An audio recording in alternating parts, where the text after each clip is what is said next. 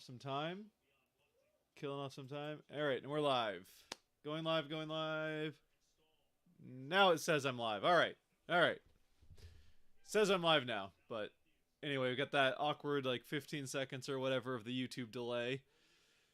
Watching the last, still 14 minutes left in Game 2 of Florida-Toronto. Florida currently leading 3-2 in Game 2 with the one... Whoa, almost 3-3 right there, but... Florida still leads in Game 2 with the 1-0 series lead at the moment. But we're getting ready for Kraken Stars, Game 2 of that series, where the Kraken, as it says right up that side, right up here. Oh yeah, Kraken lead the series 1-0. So getting ready for Game 2 of that one, and hopefully the Kraken can... Hopefully we can leave tonight's game with a doubt of whether or not we'll have a stream for Game 5. That'd be really nice. Be nice if we didn't know whether or not we were going to have a stream for Game 5. Because if there is a Game 5, we'll be streaming. So the whoa, Leafs are getting a lot of pressure. Leafs are trying to tie it up, which just really complicate things if this went to overtime. So hopefully it doesn't.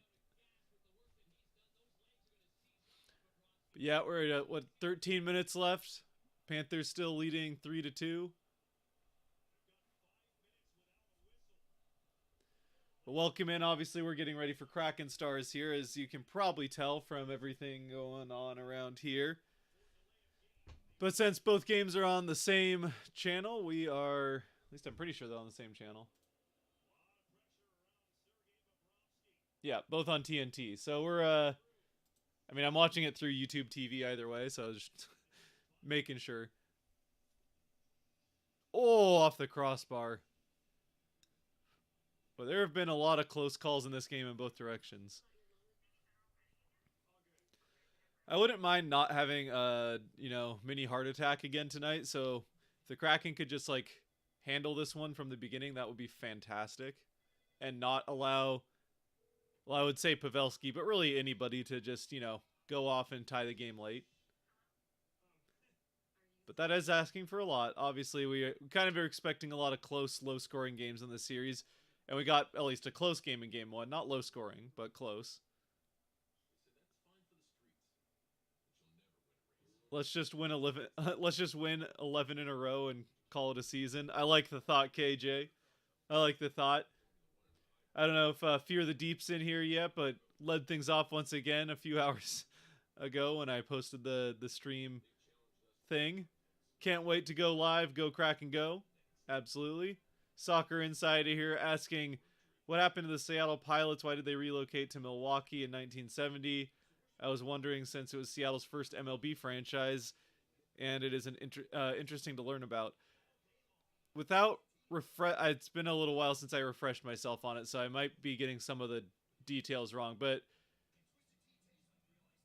if I remember correctly, it was basically that there's a combination of the owner of the team kind of lost interest, and I don't know if lost interest is putting it wrong, but there was an ownership change to the guy that moved them to Milwaukee, so they would become the Brewers, as well as the fact that Seattle's stadium was terrible. It's called Six Stadium, and it was awful.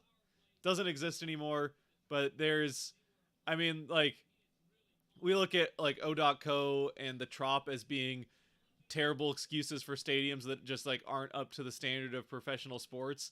This was a stadium that would be bad for Division III college baseball. It was just horrendous, and being used for an MLB team in the 70s. So, and the team was terrible. The expansion rules back then basically gave you what was essentially a triple AHL, a triple A team, or maybe worse, but the team was terrible, the stadium was worse, and the owner lost interest, and ownership changed to a guy that moved them to Milwaukee. Obviously, with it just being the 1 year, the city of Seattle felt like they had been slighted by baseball and weren't really given a serious chance. So they built the Kingdome to draw baseball and football.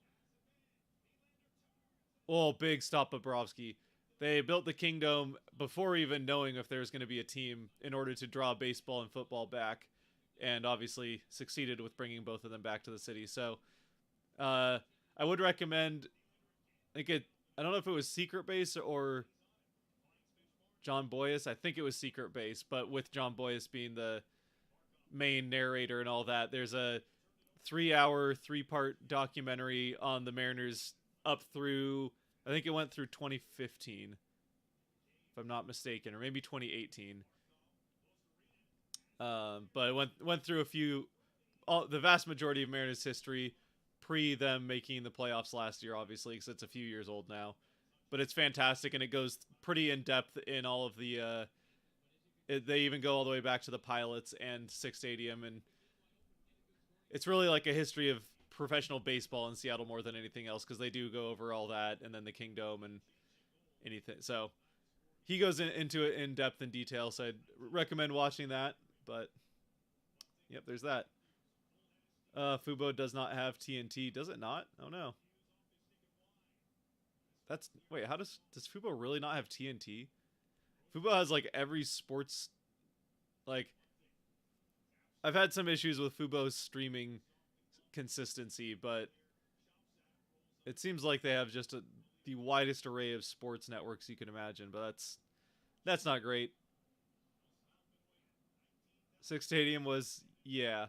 My dad always speaks highly of it for whatever reason.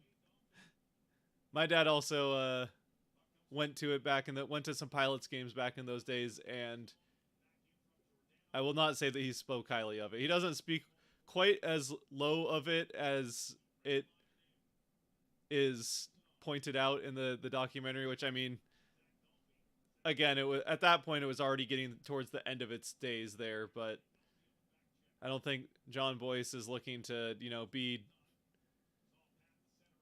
He does a very good job. I mean, Sports Nation does a very good job in general of, or I guess Secret Base is what they call the YouTube channel, does a very good job of staying true to the details, I feel like, or the facts anyway. So at least by the end, and maybe it was fine for like high school or community, like that kind of baseball, and the field maybe itself was fine. I don't really know, but the stadium itself was not built to be a professional stadium, and very much did not hold up to even being a temporary stadium for professional baseball. So I've got like the allergies are starting to kick in. I mowed the lawn earlier, so trying to keep everything inside of you. But anyway, I'm sure we're gonna get pushed back to 6:50. But again, like I said, let's just start it up and hope that they keep. It still says 6:30 on ESPN, which it did right up until 6:30, and then they pushed it back to 6:40 and then 6:50. So as far as the Kraken game, only the 2 games tonight, since there's only 8 teams left and 4 series going. So 2 tonight and then 2 tomorrow, I'm pretty sure. Probably just nostalgia goggles from your dad. That's fair. Nostalgia goggles do have a way of doing that.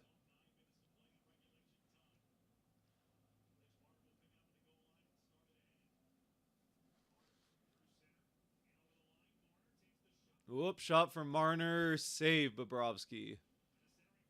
Back out in front. Oh, block. Florida's hanging on, 9 minutes left. Whoop.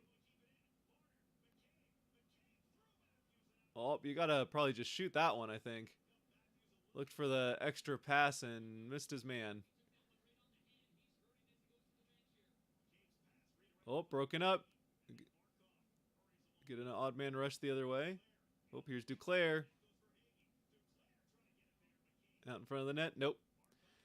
Do you know what network will carry the games 3 and 4? Let's see if I can look it up. They might already have that listed. I don't know off the top of my head.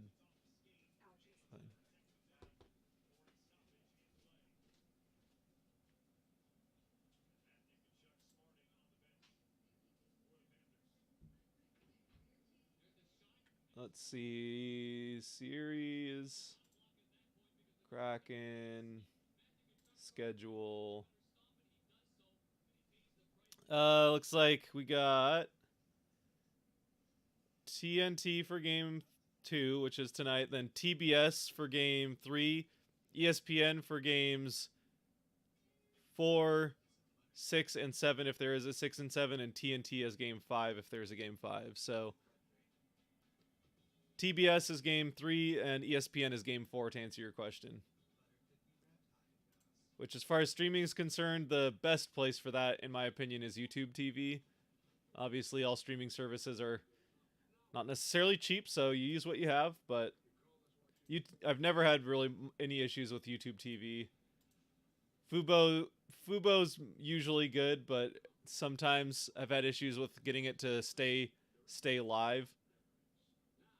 Sometimes it just like forces you to be like a minute behind where it already is, but which is fine until you get like the text notification from ESPN that the game's over and there's still like 2 minutes left in it. Happened once this season where I was watching, I think it might have been the overtime game in Colorado during the regular season, the one that Gord won. Gord had the overtime winner in Colorado on that one in the regular season. Obviously, we're not talking playoffs here, but we were watching that game, and I think we were like 3 minutes behind because Fubo was having issues staying live. And so then it gets to overtime, and I gotta, like, as they were going to overtime, I had, like, felt the buzz, and I, like, looked down and saw like, some parts of the line score and just immediately looked away because I knew that it was what the final score was. So then I knew the game was going to end in overtime and not go to a shootout, which was a good thing. But I had no idea still who won. But had I read that, I would have had it ruined for me. Fubo does not have TNT or TBS. That's dumb. Well, YouTube TV does. I can tell you that much. So I know that probably doesn't help you right now, but if you maybe they'll do like a month. I don't know if YouTube TV has a month or a week trial or something if you don't have it, but might be a way to go.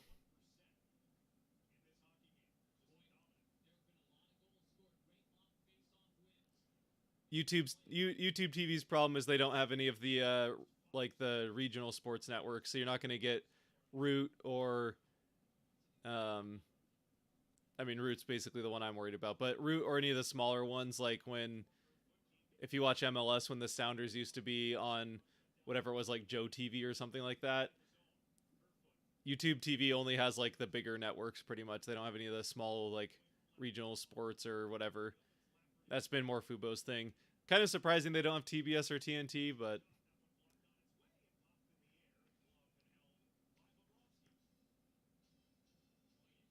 yeah, YouTube TV doesn't have Root and Fubo doesn't have TNT. It's almost like streaming services just can't figure it out. There are a couple of, obviously you can take to the high seas. There's a couple of well-known ones out there, like I think it's called like NHL 66 is one. Can't remember what the other one is, but I'm sure you can find it if you search around. There's a couple of well-known ones that I would imagine are generally safe because they're heavily used, but that's not always the case. So obviously, take to the high seas at your own risk, but that is always an option. And one that I wouldn't say I personally have any reason to discourage, since, if all these companies and sports leagues are going to make it hard to watch games, I don't think people can really be blamed when they have to find less than legal ways of watching games. What actual broadcast is the game on? It's on TNT tonight. So game 2 is on TNT after Leafs. After this Leafs Florida game, which has 7 minutes left in it. So TNT tonight, then TBS, then ESPN for the next 3 games at least for Kraken Stars. I don't know about the other series, but Kraken Stars, TNT tonight, TBS on Sunday, and then Tuesday will be ESPN.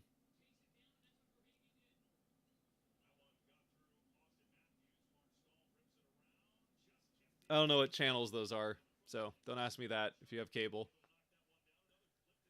As far as I know, ESPN is still 30. That's what it was back the last time I watched cable and with any kind of consistency. Back when I was years ago, years and years ago. At this point, it was like at college we had cable, I think, in that house, and lived with my parents for a couple of years afterwards. They have cable. They still have it. They still have cable, so they're perfectly good. I just don't. I don't know. Not really interested in giving cable companies money, and we don't have cable set up in our house. I don't really have interest in having someone come into our house and drill a bunch of holes in the walls for to put stuff in that's hopefully going to be obsolete in like a decade.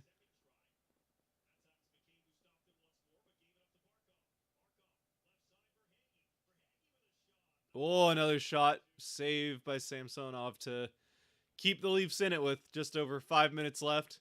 We've obviously hit 6:30, and the Kraken game is not on yet. So, as expected, I'm sure that's going to get delayed to 6:50 or something like that. It still says 6:30 on ESPN, but obviously it's not the case at the moment. It is also on TNT, so same channel. I'm not.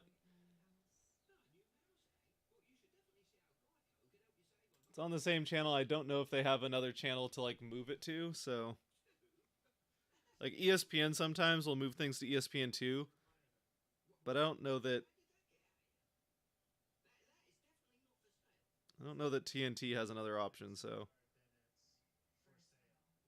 okay, yeah. So YouTube TV is saying that it got pushed back to 6:45. So sounds like it's pushed back to at least 6:45, which probably means 6:50 for Kraken Stars Game 2, which is why we're here. But we're as how we have been all playoffs long, pretty much waiting for the end of a Toronto Maple Leafs game.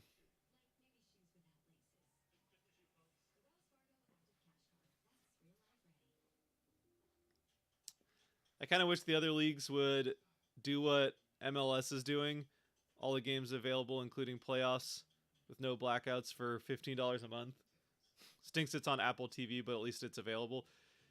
Yeah, I don't like. I have problems with that as well because now, I mean, then it's not available at all on cable. Which, like, again, I think cable's probably dying out, but there's still a ton of people that have cable. So, like, you need to figure out how to have it on a streaming service. You need to figure out how to have something like that as well as have a cable deal. But I don't know. Like, obviously, there's all sorts of things that go on there. It seems like it shouldn't be that hard, but apparently it is.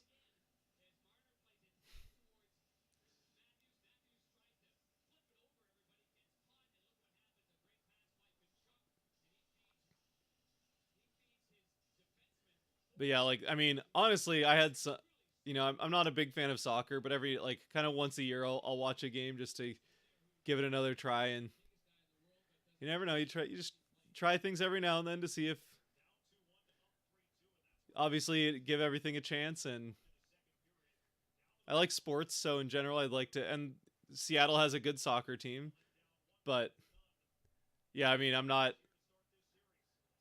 have zero interest in giving Apple any kind of. I have zero interest in giving Apple any of my money, so I'm not interested in getting that stream. I mean, yet for one, it's yet another streaming service, but not really interested in it.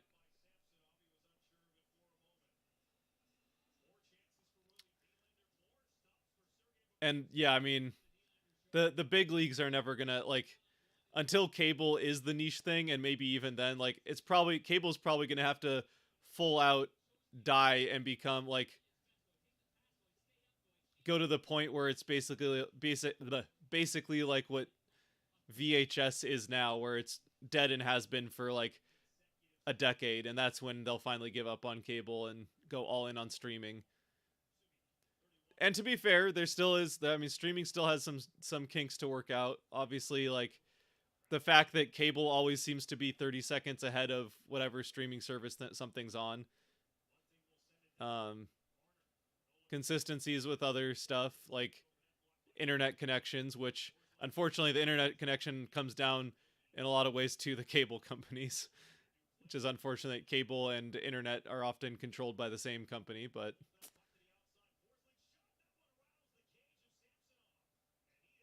well, Samsonov is not looking too good after that. 4 minutes left in this Toronto Florida game, so we're finishing out this one, and then we'll head to the Stars and Kraken, which has already been pushed back to 6:45, which kind of expected would be the case, but got going at 6:15 as usual.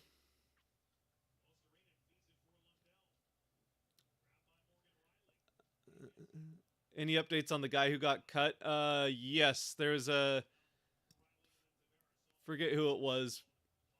One of Montour, I think it was, that got. Oh no, it wasn't Montour. Who was it? One of the Florida defensemen took a puck to the face and definitely, definitely was leaking a bit, if you will. But he is. I don't think he was on the bench to start the third period, but he did come out a few minutes into the third and is playing now. So I'm sure got some stitches and. Well, Nylander beats it out to prevent icing. 3 minutes left in the third. Florida leading 3-2. We're waiting for this game to end. Hopefully, it does not go to overtime because what we're interested in kind of revolves around this one ending on time, so we can get to Stars Kraken.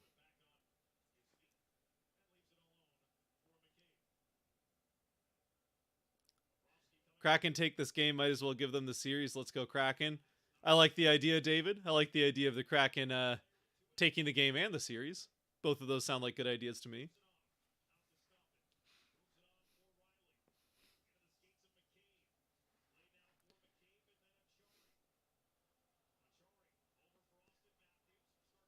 Two minutes left. You'd have to think that Toronto will be pulling the goaltender here pretty soon. Florida tries to close out game two up 3-2 with 2 minutes left. But then the puck comes back in, so Toronto still has to hold in their goaltender. They've got Matthews and Marner out there right now. So they got at least some of the big. There's Tavares. So yeah, Toronto's got the big dogs out there, and they get it in. There goes Samsonov. So they've got 6 out. Extra man for Toronto. Shot save made by Bobrovsky with 1:30 left.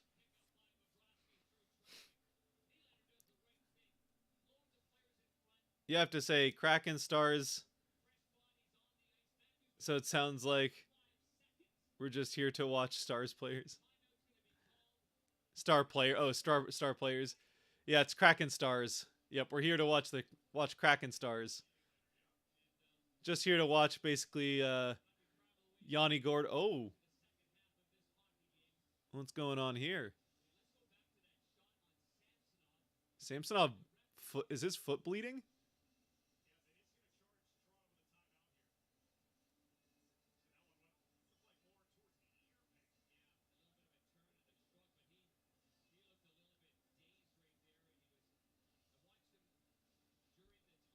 Oh, we got a timeout here for something. I don't know. They're looking at Bobrovsky's skate. So of course we're wasting more time before we can get to Kraken Stars.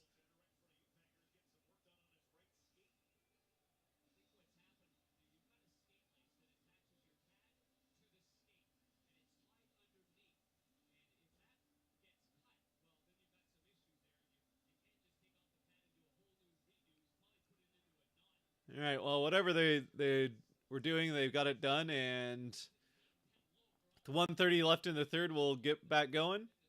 Hopefully, Florida can just close this one out because I really don't want overtime.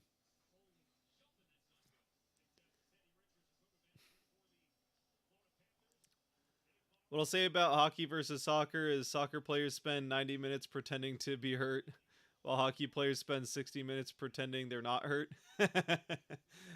That's pretty funny.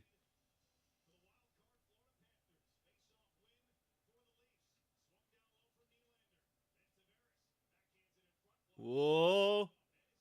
Toronto Florida fighting for it. Toronto keeps it in.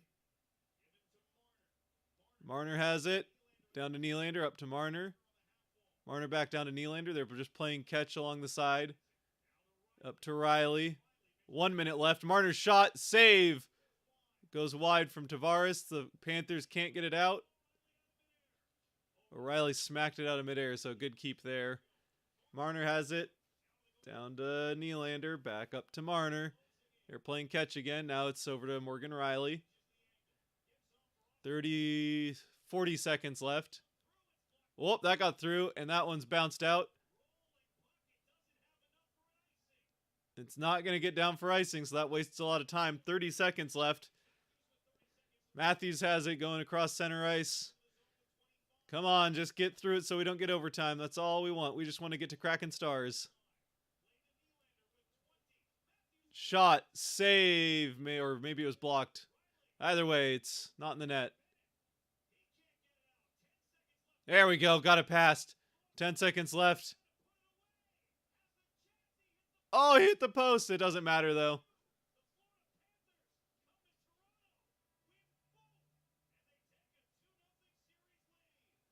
All right, Panthers take a 2-0 series lead, taking both games in Toronto. And now we get to see if the Kraken can do the same in Dallas. Which is what we're here for in the first place. Darn Maple Leafs keep delaying Kraken games.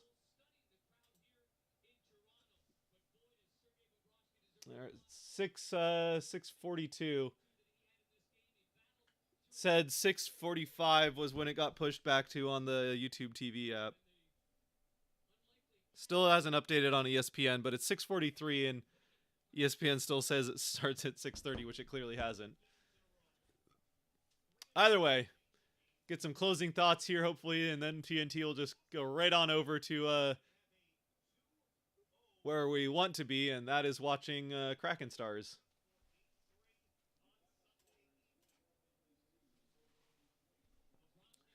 Geez, they started like gangbusters too. Yeah, Toronto had 2 early goals and were not able to score again the rest of the game. Florida got 1 more in the first period to make it 2-1, and then they got 2 in the first minute of the second period. Like they tied the game 19 seconds into the second period, and then they got another one just over a minute in to the second to make it 3-2, and then there was no scoring in the rest of the second or third.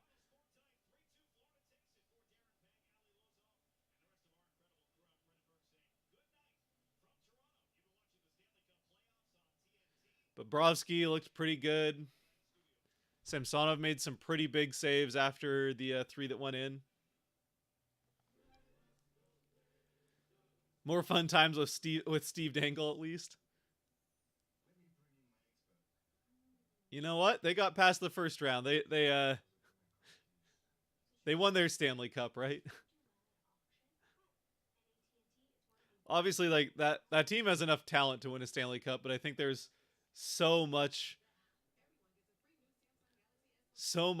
I think revolving around and so much focus on just winning that one first series since 2004. I don't know. I think from like everything media facing from the players, it seemed like they weren't like, obviously they were excited to get past the first round, but they were at least saying all the right things and seemed like they're all focused in on this one. But Florida just remains hot after winning those final 3 games of the Boston series to complete that comeback from being down 3-1 and just have ridden that right into this one against Toronto, this series against Toronto. But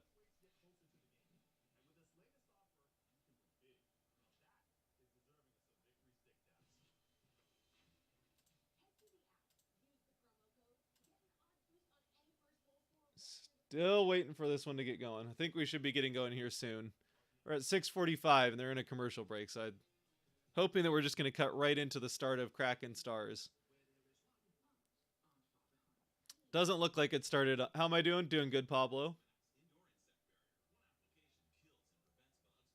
2 truly awful turnovers by star players. I would like some more awful turnovers from Stars players.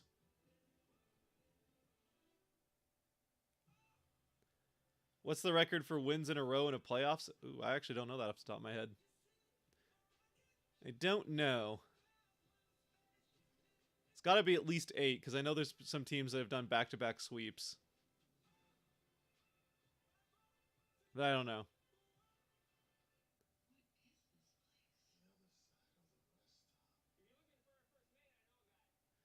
CA in here feeling good about Dallas's chances. Well, Dallas better hope they win this one or else they are really up against it, just like the Maple Leafs are now. But obviously, we're hoping that the Kraken can make sure that they get that strong hold on the series with the first 2 wins.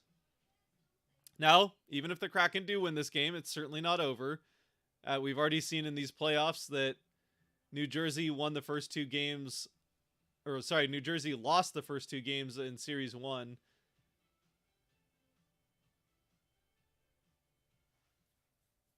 And they still came back, lost both of those games at home, and they still came back and won that series in 7.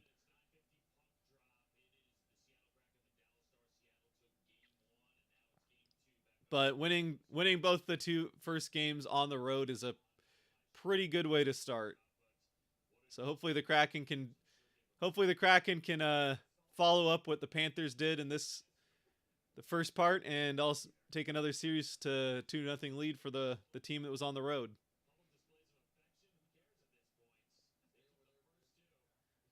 Well, they just showed the Kraken and Stars players headed out to the ice, so we'll be getting going here in a few minutes.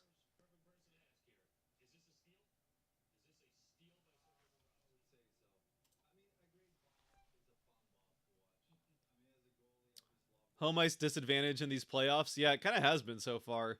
Did all 4? No, because Carolina won in... I was trying to remember if all 4 of the...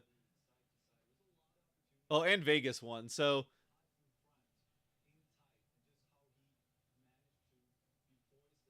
the game 1, the 4 game 1s in round 2 was 2-2 for the home teams. But Florida with another win makes it 3-2 for road teams, and the Kraken are going to try and make that 4-2 for road teams. Montour and Ekblad versus Riley has offense defenseman give an edge to Florida. Yeah, I think that Florida definitely has better offense coming from the blue line for sure than Toronto does, especially with how Montour is playing in these playoffs. But still, there's so much talent, and not that Florida doesn't have talent on the forward end. Obviously, Matthew Tkachuk is probably... I mean, it's hard to ignore what Draisaitl's doing in the playoffs, but other than Leon Draisaitl, I would say Tkachuk is easily the MVP of the playoffs so far. Of course, Draisaitl made the classic Joe Pavelski mistake of scoring 4 goals in a game, which obviously means your team loses that game.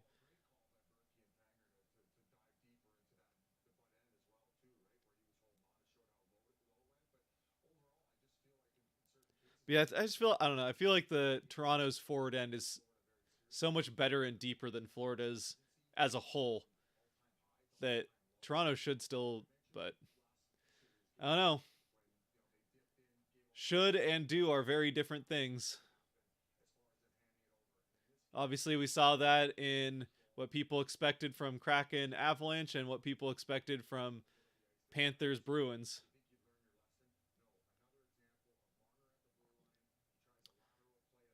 Yeah, I used to watch the Minnesota North Stars just here to listen to the game. Welcome to do so. Welcome to do so.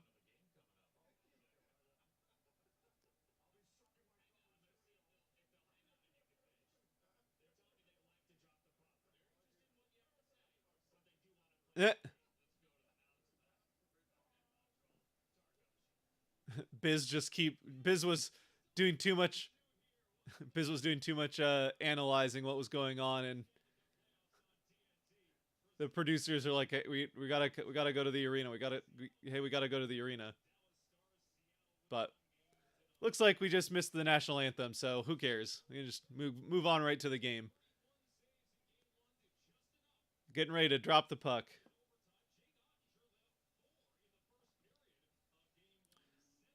The record is 19 in a row by the New York Islanders, spanning from 4 consecutive cup titles in the 80s. Record for all North American sports teams. Well, thanks Chris for letting us know that. That is a pretty crazy amount of playoff wins in a row, not gonna lie. But here we go.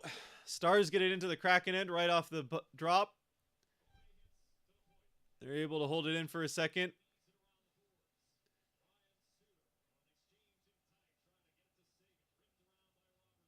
Kraken start with the third line out there, with Stars having their first line.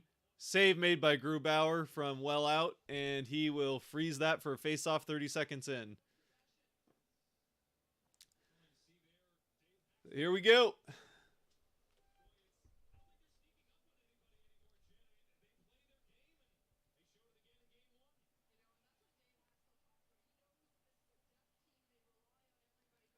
"98 people here, only 15 likes. Come on," says Istanya. Appreciate it. Good looking out. Here we go. Drop, face off in the Kraken end. Dallas wins it back. Shot gets blocked in front by Geeky. Another shot. Oh, it got... Don't know if that was a save from Grubauer or off the post, but it came out the other side. Looks like it might have been off the post or blocked or something. Still, Dallas just has the one shot on goal. And we got a wrestling match in the corner as Jamie Benn is just put Alexiak in a headlock and took him to the ice. Are they going to send them both for roughing?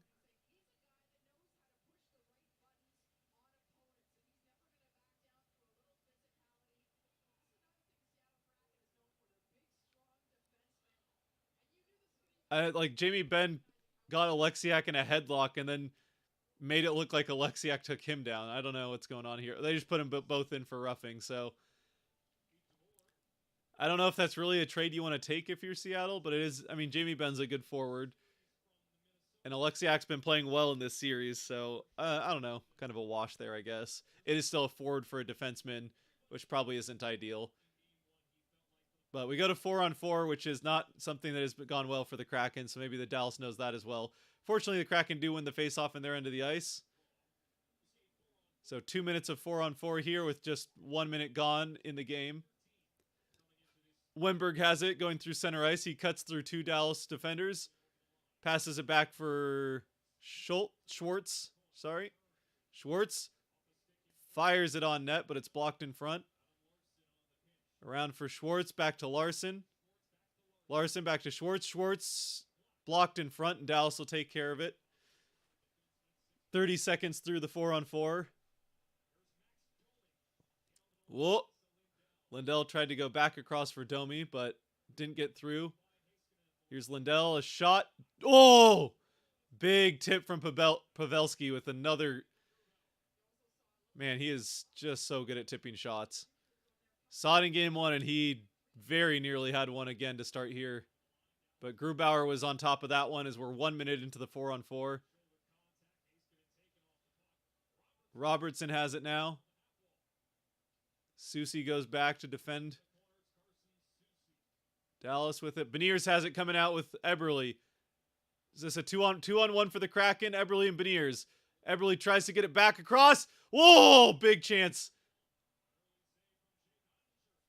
Whoa. A little bit of a messy 2-on-1 there for Eberle and Beniers, but they got eventually a shot off that... At least I think that was a shot. Sure looked like it. Either way, it was... Did not end up in the net. Here's Eberle still looking to try and get it in. 15 seconds left on the 4-on-4.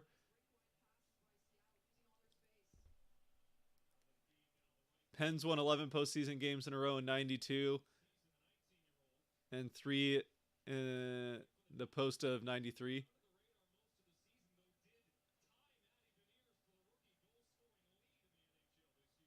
Here we go. It's true. This is the 2 leading rookie goal scorers. The 2 that Matty Beniers and Wyatt Johnston tied for rookie goals. Of course, Beniers had quite a few more assists. and I think is a better 200-foot player, but that's harder to prove statistically. Shot! Whoa! Nice passing play that leads to a Bjorkstrand shot. Bjorkstrand out for Tanev. Tanev puts it back to the point. Alexiak nearly put that offside, but kept it in. We'll never find out because it does come out of the zone back into the neutral zone for Sprong now going in. In on Ottinger, and he'll freeze it.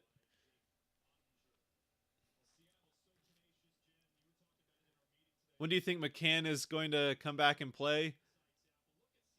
Vancouver. McCann, I mean, it's hard to say. They still haven't disclosed officially what his injury is. I think we're all assuming it's a concussion, and with those, you never really know. Pavelski was out for since game 1 of the round 1 until game 1 of this round. So for McCann, maybe we'll see him back. Maybe we'll see him back for the 2 games at home. Obviously, an extra day of rest, an extra day between helps out a little bit there. But hopefully back on Sunday. I think it's kind of just a day-to-day, and we'll find out when we find out. I don't know if there's really any way to say anything otherwise. Certainly not anything that you can put any real facts behind, I guess. McCann and the team doctors, and I'm sure front office are really the only ones that have any idea.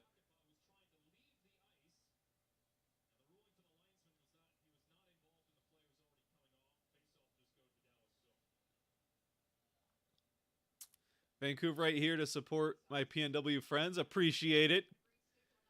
PNW support. 1960 Canadians, the last team to go undefeated in the playoffs.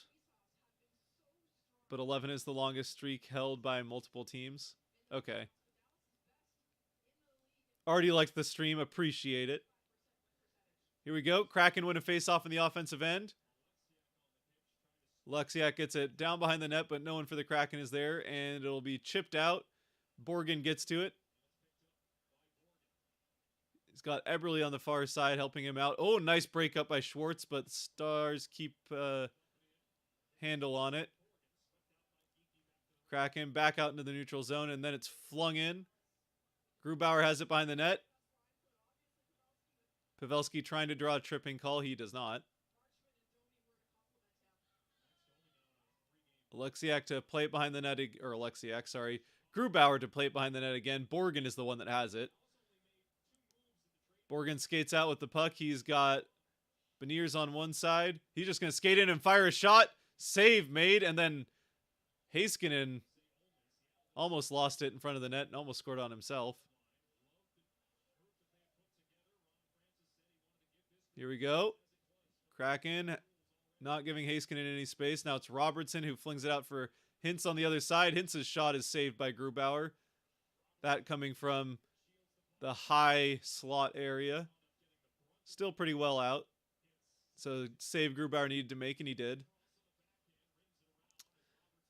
Now it's Larson that has the puck for the Kraken, getting out of their end of the ice. Eberle has it up to Beniers right down the middle in the offensive end. Whoa, flubs the shot, but he'll throw it around behind the net where Wyatt Johnston will get to it. Oh, Heiskanen's lost it out in front. Oh! Fortunately, there was nobody there for Tolvanen to fling it. Tolvanen found the turnover and just flung it out into the slot, but there was nobody but green jerseys there. A good play there from Tolvanen to create the turnover and at least create what could have been a chance.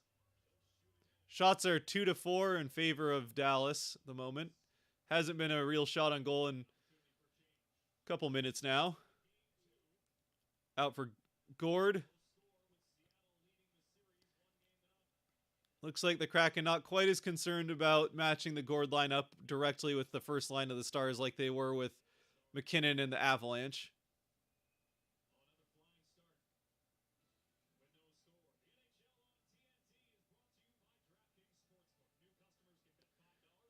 Go Kraken. Hunter says go Stars. Come on, Hunter. It's not what we're here for. Just kidding. Everyone's welcome. Everyone's welcome as long as you're being respectful.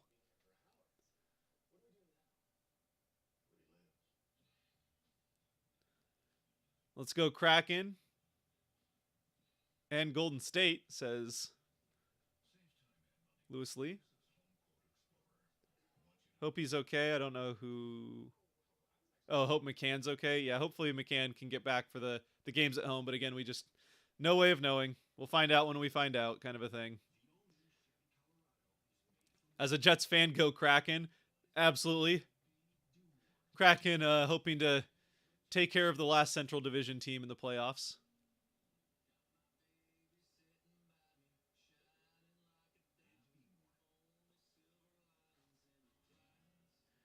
Hey guys, go Kraken from MTL. Appreciate it. Appreciate it, Zenny. Or Zenith, sorry. The capital T there threw me off. Zenith. Any news on McCann? No, still no news on McCann other than we knew he didn't travel. Hackstall said he didn't travel with the team, so we knew he wouldn't play games 1 and 2. But I don't think we'll find out about game 3 until probably the day of. So that'll be Sunday. Fortunately, the Kraken have. Fortunately, there's 2 days between this game and the next one, so 2 off days between this game and the next one. So that gives at least 1 extra day that hopefully that makes a difference and McCann can get back.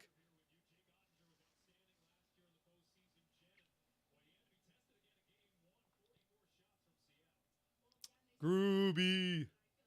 Go Kraken. Come on, Kraken. Oh, you're in Dallas. Well, okay, fair enough.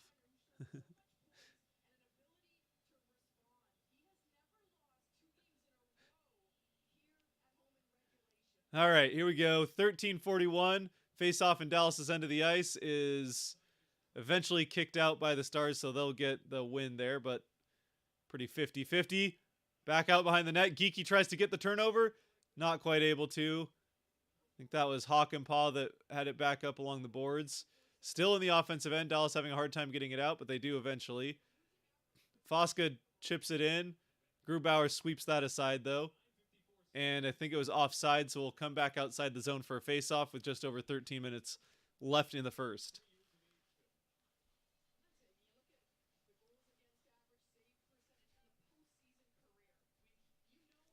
I was thinking about Mike Modano today. That guy had amazing teeth.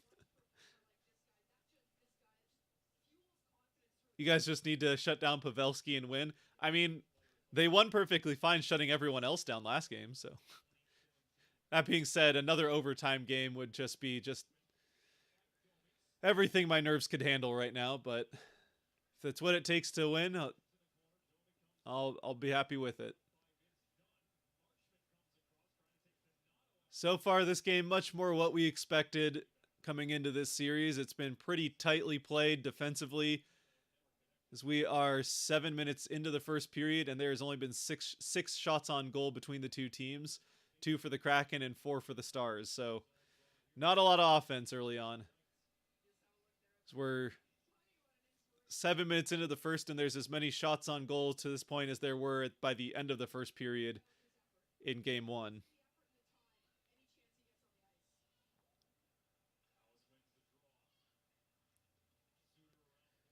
Here we go. Dunn keeps it going along the boards after the Stars won the faceoff, but couldn't get a shot. Out in front, big save by Grubauer. Tanev will put it in, and the Kraken will have to go off on a change, so Dallas keeps possession. Or I should say gets possession right back. Borgen now behind the Kraken net into the corner. Up for Cartier. Loses it. Kind of a bouncing puck that doesn't get to the net. It's now Eberle who has it out. He'll chip it in for Cartier to go chase down into the corner in the Dallas end. Beniers has it on the far side. Borgen fires off a shot blocked in front on the back of the net. Cartier tries to get it up to Beniers. He does eventually. Beniers all the way up to Borgen.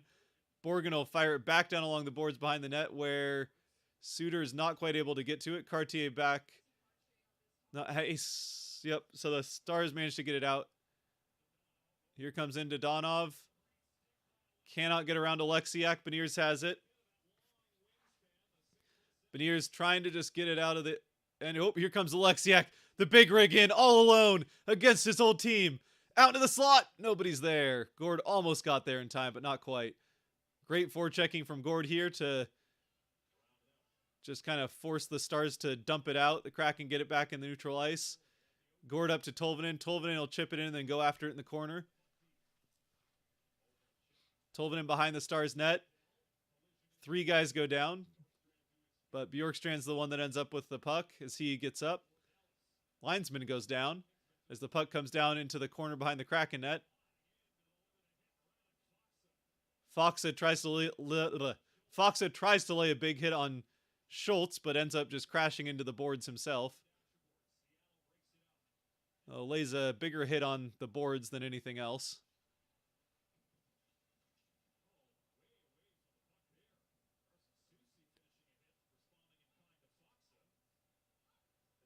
Got something going on away from the play. Foxa and Susie were getting a little chippy with each other off to the side. Here we go. Oh, good defensive poke from Dunn. Uh-oh, Wemberg lost it. He'll put it around behind the net, but Dunn can easily... Oh, sorry. Oh, yeah, it's Dunn. Dunn will easily get to it. Here comes Dunn into the neutral ice. Geeky drops for Wemberg. Wemberg will have a shot, but of course he'll look for the pass. So it would have been a shot from well out, so I'm not too upset with Wemberg for passing up that particular shooting opportunity. It's now fought for in the corner. Does come out. Borgen has it, and he'll throw it in along the boards. As the Kraken will get a change. Here comes Eberle and the Beniers line. And that'll be back down for icing, so we'll get a face-off in Dallas's end with 9:40 remaining in the first. Still no score, and only 7 shots on goal. 2 for the Kraken, 5 for the Stars.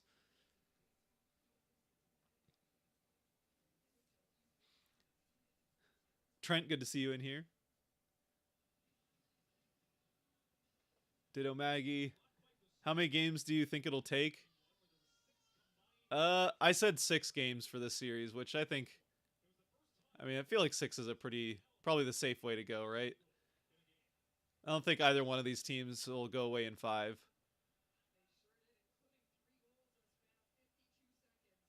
Oh, here we go. Kraken right back in. 3-on-2 a bit. Oh, Eberle puts it behind Cartier, so that kind of ends that. Here comes Jason Robertson, 1-on-1 with Will Borgen, but Borgen forces him out, and then a good defensive stick. Good job by Borgen there. Great defense by Borgen. Borgen gets it out off the skate of Eberle.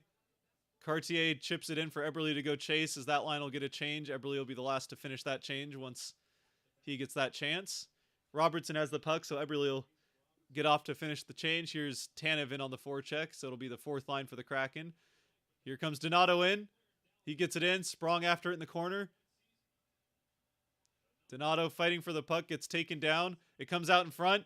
Schultz out to the far side for Sprong. Sprong cannot find a shooting lane, but out for Susie. Shot! Save made.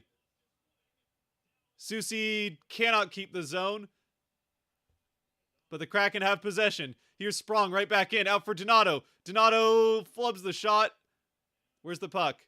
It's in the skates of Sprong. The Stars are going to get lucky to come out of that with just the 1 shot allowed. I don't even know if it got on goal. It might have been blocked in front. Looked like it was saved, but...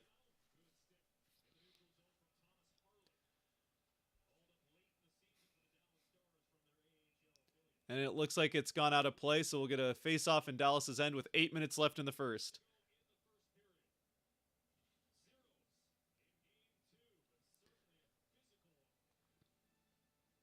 I just Zamboni for 10 hours a day, getting ice ready for tournament starting tomorrow. That's pretty cool. Sounds like fun. A lot of going around in circles, so maybe it gets old after a while, but as someone who's never driven a Zamboni, it sounds like maybe a fun thing to try at least once.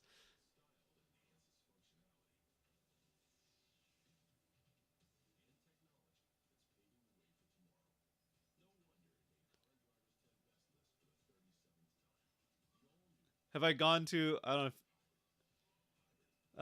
Pablo, have you gone to a Seattle Kraken game before? If you're talking to me, yes, I have gone to most of the home games the Kraken have had. All of the ones this year so far, and most of the ones last year. But I have, fortunately, the team is kind enough to grant media access, so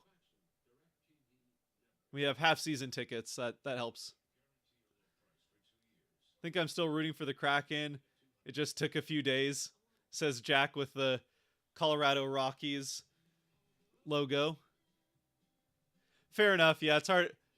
I think I was kind of in that same way going into Game 7 where I knew I'd end up cheering for the Avalanche if they had won the Game 7 coming into the series, but I think I was kind of that same boat. Like, I'll eventually be cheering for the Avalanche, but it might take a little bit. So, I understand, Jack. Makes sense. Jack here prioritizing their heart health. Loopy, come to Kelowna. I'll get you driving, says Trent.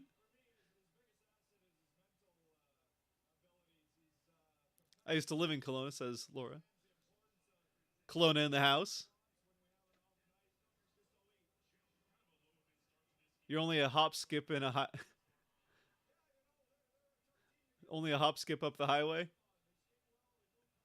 Oh, here's back to playing as there was some soccer going on. Someone had lost his stick and he was just kicking it down the ice, but the Kraken have it now. Here's Schwartz chipping it in to go after into the corner. Hakanpää gets to it, but puts it right into Schwartz's skates. Now it comes back out the other way.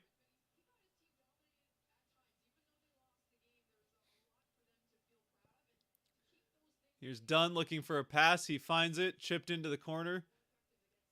Kraken into the offensive end. Hakanpää has it, though, as the Stars will get a breakout back the other way. Here comes Pavelski. Kraken not giving him any kind of space, which is good considering how Game 1 went.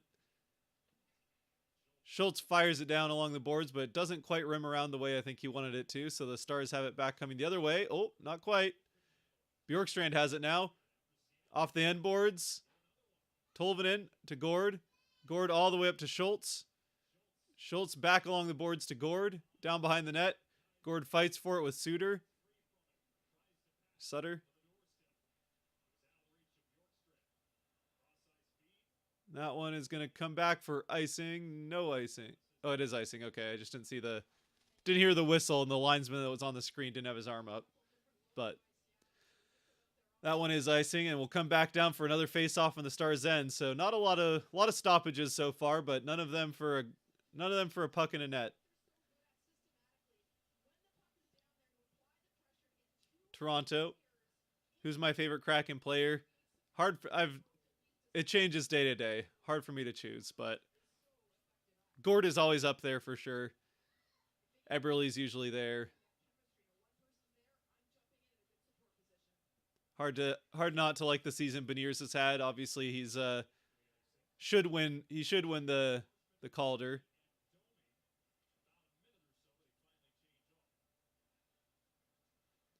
I think everybody that isn't an Oilers fan is pretty much in agreement there. Arizona fans also like Maselli, the season he had, but he's not a finalist, so he wasn't one of the top 3 vote getters, which I can understand arguments for. That he probably could have been in that conversation.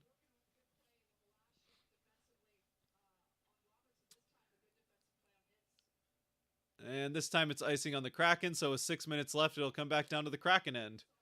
6 minutes left in the first, still scoreless. Avalanche have a heck of a good team. Could have gone either way, says Kenneth. Definitely could have.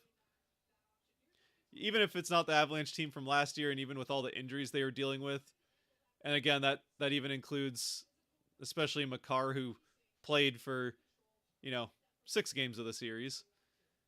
Makar definitely didn't look like himself, and that, I think, did cost the Avalanche at times, even though he made up for it at the other end. Still kind of, if Makar was fully healthy, he probably does enough defensively on top of what he did offensively to maybe have that series go a different way, but ifs and buts. Avs obviously are going to be among the cup contenders coming into next season, I think, still, so the window is wide open still for that team.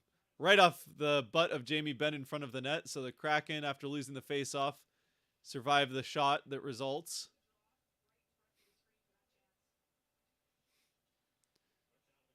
Whoa, out in front, kept in by the Stars. Goes out behind the net as Dodonov has it now along the boards. Kraken keeping it to the outside. Borgen fighting for it in the corner. Wyatt Johnston and Beniers fighting over it. Beniers wins that fight. Here goes Cartier trying to get down the other way. Not quite able to get a clean handle on a bouncing puck. Oh boy, here comes in Robertson. He loses the puck as he goes for a shot. And Tanev has it now through the neutral zone. Fires it in.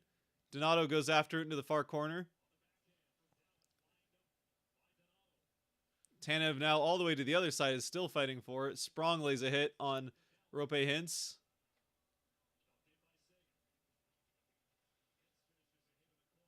Here's Sprong up the boards in the Kraken end to Donato. Donato through the center of the ice. Chips it in for Tanev to chase after. Tanev on the forecheck. Forces it out for Donato now to have a chance at. Donato fighting Hintz. And it's Lindell that has it coming out and through center ice. Robertson, but offside was, I think, Lindell putting himself offside with the pass to Robertson at the blue line.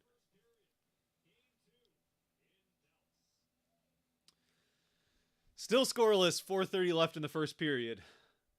Much more the type of game we were expecting in Game 1 for this series.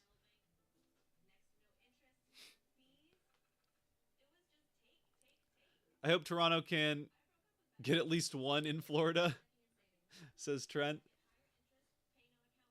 Kelowna for expansion team. The Kelowna Pongo Lake Monster. Could be the battle of sea versus Lake Monster, like a Japanese B-grade movie. K-Town in the house.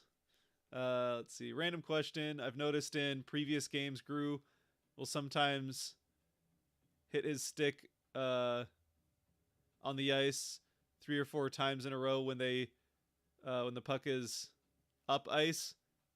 Is that a signal of some kind? It is on the power play. Like when there's a power play towards the end of a power play, when a guy's about to come out of the box, the goaltender will usually hit his stick to make sure his guys know that the power play is coming to an end and to expect, that guy to be coming out of the box and hopefully prevent the breakaways that you can sometimes see right out of the box. Otherwise, I don't know if it could be anything. Maybe he sees a guy that's like gotten behind the defense that could have a chance for a breakaway or something like that. I don't know. It could be any number of things that he's trying to communicate. Obviously, something that they would have talked about in practice or something, or on the bench even maybe.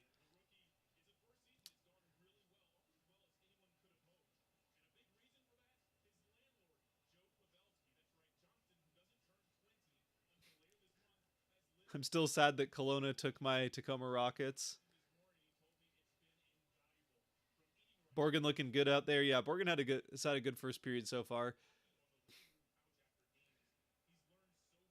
It's been an up and down playoffs for Borgen. He has had a lot of very good games defensively and a couple that kind of got away from him, but for the most part, I think he's had a pretty good playoffs.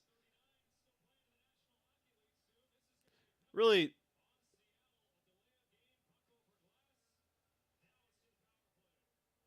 looks like Dallas is going to the power play as Susie put the puck clean over the glass. Guess I'll have to see a replay of this. I must have looked away. Yep. Yep, that did go over the glass. He had plenty of time. He just kind of got too under it. Now you're giving the Stars a golden opportunity to go up 1-0 here late in the first. 4:16 left in the first as the Stars go to the power play. Hopefully the Kraken kill can keep up its incredible playoff run so far. Killed off 2 Stars power plays in the game 1. Right out in front. Oh, big. I don't know if that missed or if Grubauer got across for that save, but I thought that was in the net right off the gate. Right off the jump. Looking for a shot is Ben. Out to the side. Robertson fanned on it. And the Kraken cannot quite get it out. Pavelski out to Heiskanen back up to Pavelski. Good news is if Pavelski's up at the blue line, he can't tip pucks in from there. Ben will throw it on the side of the net. Just trying to put it off the side of Grubauer. That doesn't work. Gets up along the boards. Heiskanen has it over for Pavelski. Robertson. Heiskanen to Hintz. Hintz to Heiskanen. Back and forth. Here's Robertson.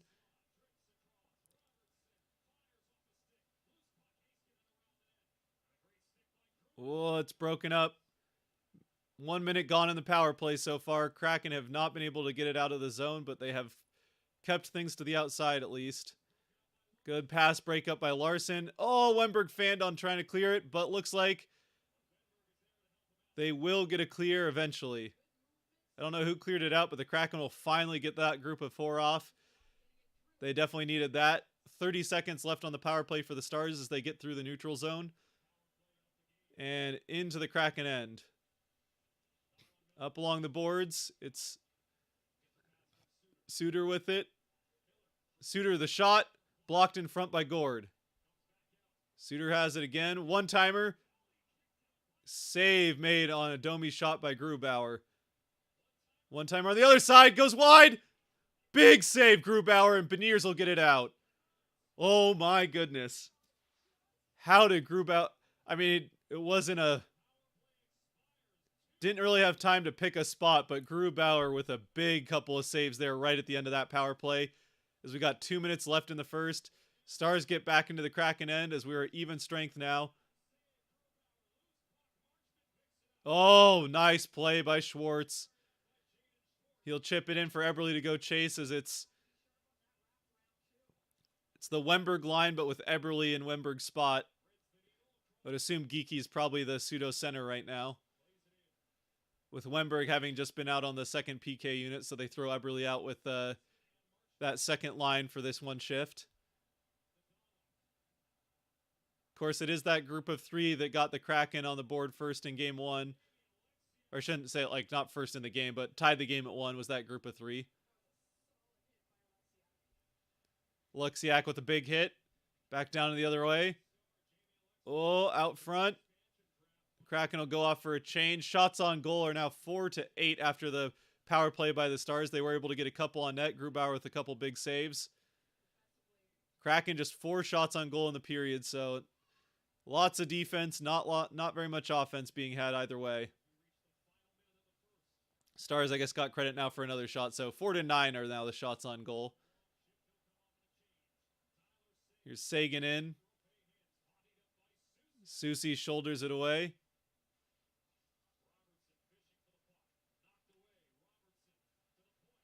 Shot. Save! Oh, big rebound, and Robertson had it on his stick. And the puck gets away. Tolvanen's at the end of his shift, so he's not going to be able to get to it first. Good little forecheck, though. 27 seconds left in the first.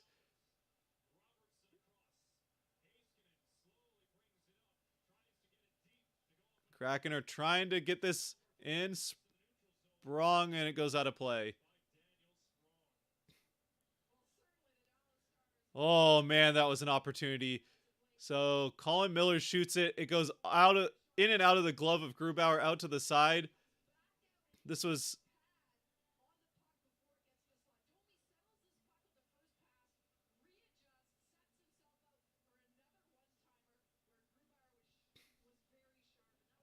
Robertson, I think, might have just put that one high.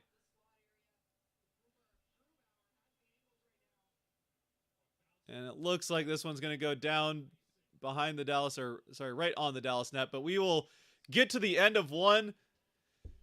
Kraken have 4 shots. Dallas has 10, but on the scoreboard, it's still 0-0.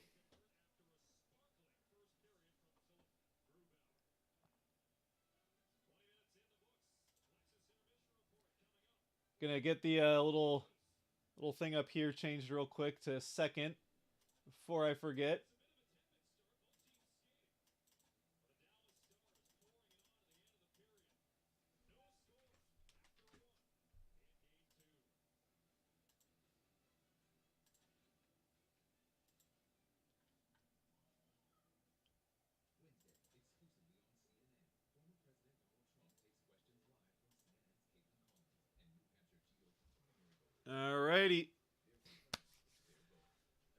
Yo, cheap seats, remember me? Yes, I do. Remember you, Leonard, of course.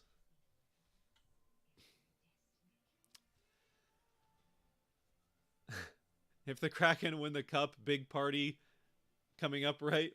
We're still a ways away from that. We're still just one period into game 2 of round 2, so we're a ways away. But yes, there will be a big party if that does eventually happen, or when that happens, even if it's not this year, eventually down the road.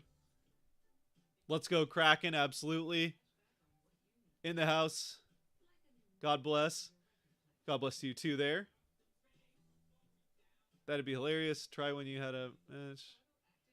Let's go, says Trent. Alexiak, sharp too. Yeah, Alexiak's played pretty well through a game and a period here in Dallas. Obviously, he's the X-star with something to prove here in this series. As a defenseman, it's hard to have quite this, especially a defensive defenseman, hard to have quite the same impact as a goaltender like Grubauer did in his revenge series in Colorado. Who in here is also trying to win coffee from the Tim Hortons app? If only. Can't get Tim Hortons down here for myself personally. Grew. Welcome in, Gregory. Good to see you. Go Kraken. We got some Grews in here. I'm sure that was from the power play. I'm getting caught up on chat, so a little bit behind, but we're catching up. Nice kill. Nice kill. And that was another great kill by the Kraken. Let up a couple of shots at the end, but Grubauer did his part. I want a free trial of Sportsnet. Let's go. Sweet. Let's go. Very good Kraken, VGK. I'm going to assume VGK means very good Kraken. Yep, that's the only thing I can think of, really, that VGK would possibly mean. Nothing else. Very good Kraken. Grew showed up today as playoff Grew has. I'll never use it. Grew. Oh, you'll never use the Sportsnet trial. Great commentary, by the way. Glad I found your channel. Absolutely. Thank you, Sid. Appreciate it. Grubauer should mean wall in German. Grubauer should mean wall in German. I like it, KJ. If the Kraken win the cup, I am coming down to Seattle for sure. There you go, Trent.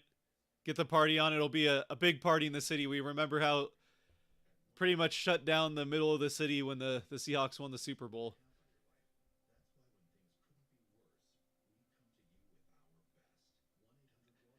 And granted, at least in the States, the NFL reigns supreme, so I don't know if it would be quite as big of a parade, but it would still be massive. Seattle gets behind their teams.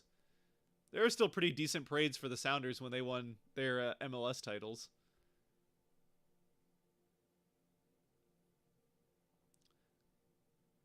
We defeated the Oilers. Their fans were arrogant and underestimating us. I know it's one game though. Well, some Oilers fans can be that way sometimes.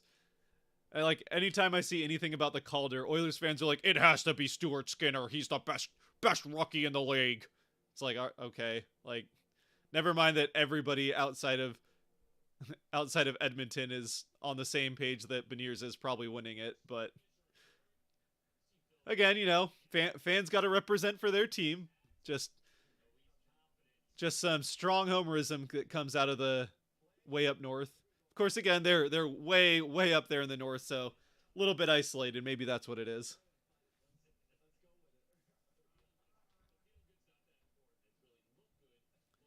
Give us 25% more power plays. Appreciate you doing this. Absolutely.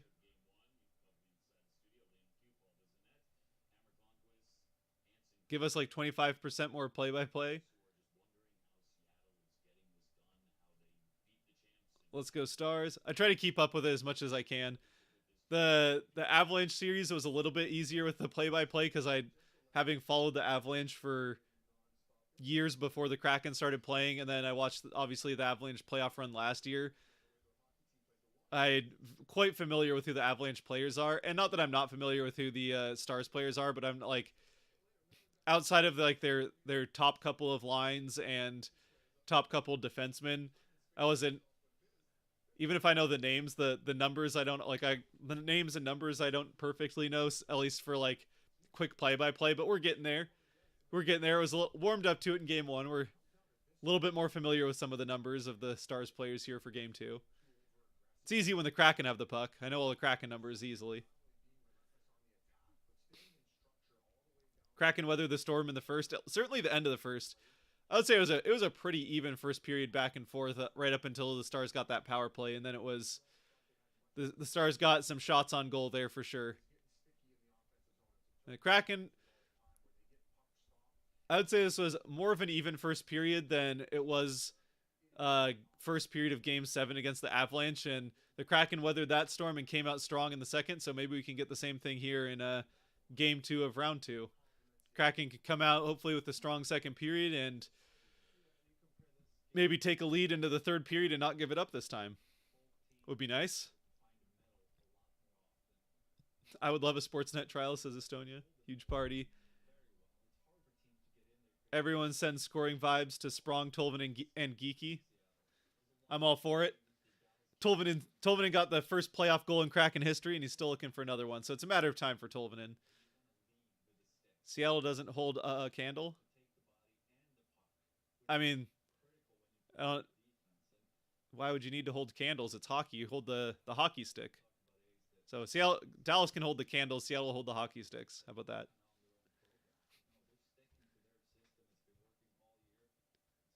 Love it. Johnston. Oh yeah, definitely. I hope game 2 can be the same. Beniers is 10 times better than Skinner. Yes, Skinner put up good numbers, but a number one center who was good, meanwhile being younger, is better than a young starting goalie. Yeah, I mean he's a number one center on a playoff team. I don't know. Like obviously goaltenders are going to get a ton of attention, but Beniers was legitimately one of the best players on a playoff team, and at the most important skating position as well, which is the number one center. So yeah, I get that Skinner had a good season, but I don't see how you can realistically argue that Beniers isn't the Calder. Other than again, I get Oilers fans, you gotta defend your guy and have your homer take because you watched Skinner for most of the season, and I think Oilers fans are just excited to have a goalie that has a chance of keeping pucks out of the net for the first time in a while. But yeah, Beniers should easily be the Calder. Let's go Seattle, Chilean northern country where we live in igloos. A person from Bellingham literally said, "You're from Canada? How cold is it up there? Your house isn't an igloo, right?" I've got some Canadian friends that just always joke about that they live in igloos up there.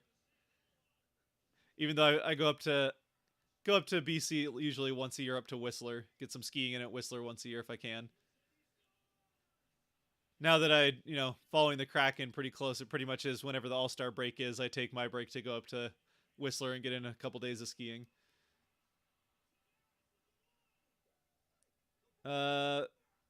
Thoughts where Hellebuck could go. He doesn't want to rebuild again in Winnipeg. I know we have Logan Thompson and Laurent Brossoit, but we could get him. I mean, Vegas is, whenever there's a big name free agent, whether it's or big name free agent or trade target, Vegas is always in the mix. Even if it's not a position of need for the Golden Knights, they're always going to be in the mix when it comes to a big name in free agency or trade deadline. So I'm sure Vegas will be in the mix if Hellebuck does end up leaving Winnipeg. Again, I don't think that Winnipeg's hopefully. I think Winnipeg's definitely hoping to just kind of reload for next season. Maybe get some of the parts of that locker room that were holding them back out, and then fill in with some guys that actually want to be there and contribute to a winning team. So I don't know if Winnipeg's quite in rebuild mode, but if they do end up having to go into rebuild mode, then yeah, Hellebuck probably is going to want to look somewhere else.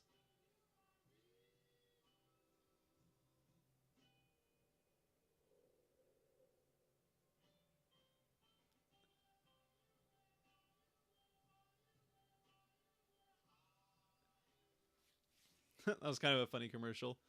PK Subban and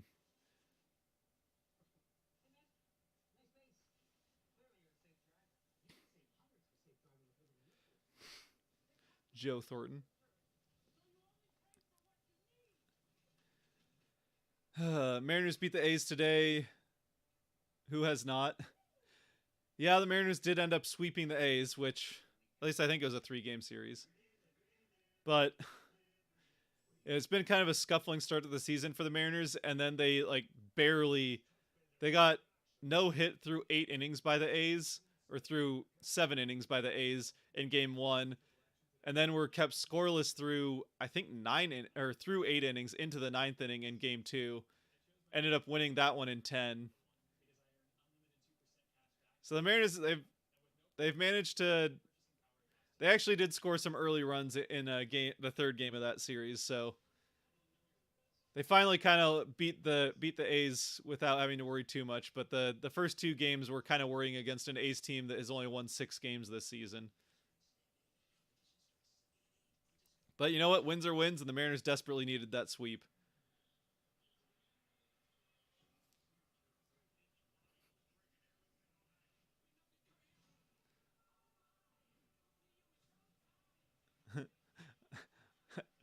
Trent says I clean the block with the Zam. Yeah, I mean you got to make sure the roads are nice and ready for cars. You got to smooth out the roads and then maybe ice them a little or salt them a little bit for the cars, or get some gravel. So you just run the Zamboni out there a couple times. Actually, I mean the cars are just like you just put your cars on skates in Canada, right? That's how it works. Like you just Zamboni all the roads and then just the cars skate around.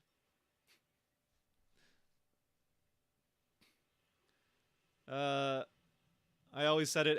Edmonton defense is really shaky, and last night I was proven right. Yep, I mean that's kind of why I. That's why I don't. I don't know. That's why I wasn't willing to pick Edmonton to make it to the Stanley Cup final, because I just don't believe in their defense. But you know, Leon Draisaitl is trying to do it all himself, and if Connor McDavid joins him, then they might be able to just do that. If Draisaitl can score 4 goals in a game, and they get another 1 or 2 from McDavid, it might not matter if they don't play defense. But winning game 1 was big for the Golden Knights, that's for sure.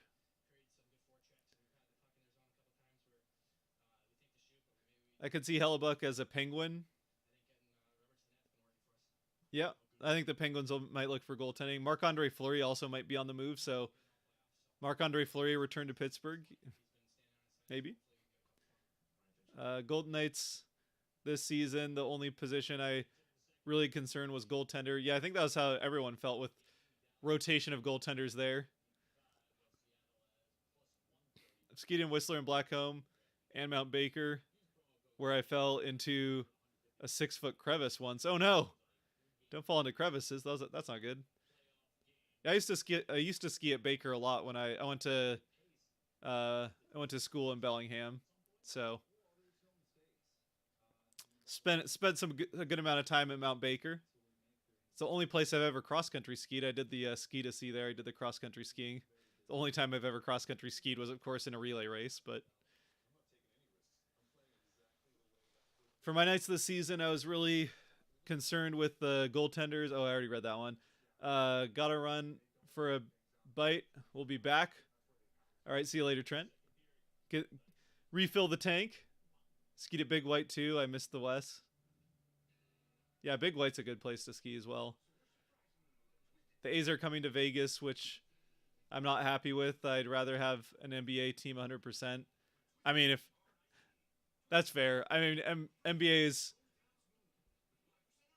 certainly going to be more popular than baseball. Give it a few more years. I think baseball still is more of a following, but it's pretty close, and the NBA will definitely be passing it here.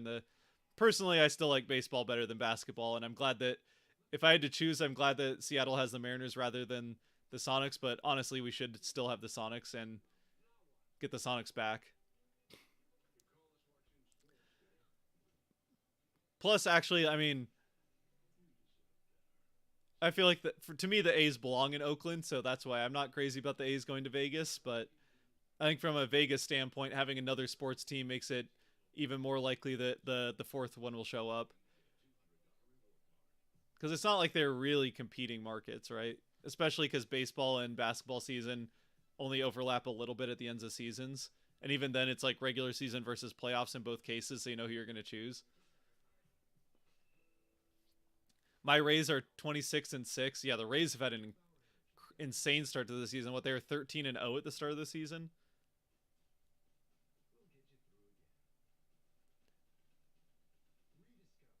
Randy Johnson is my grandma's second cousin, so I like the Mariners. You know what? Any reason as good as another to like the Mariners.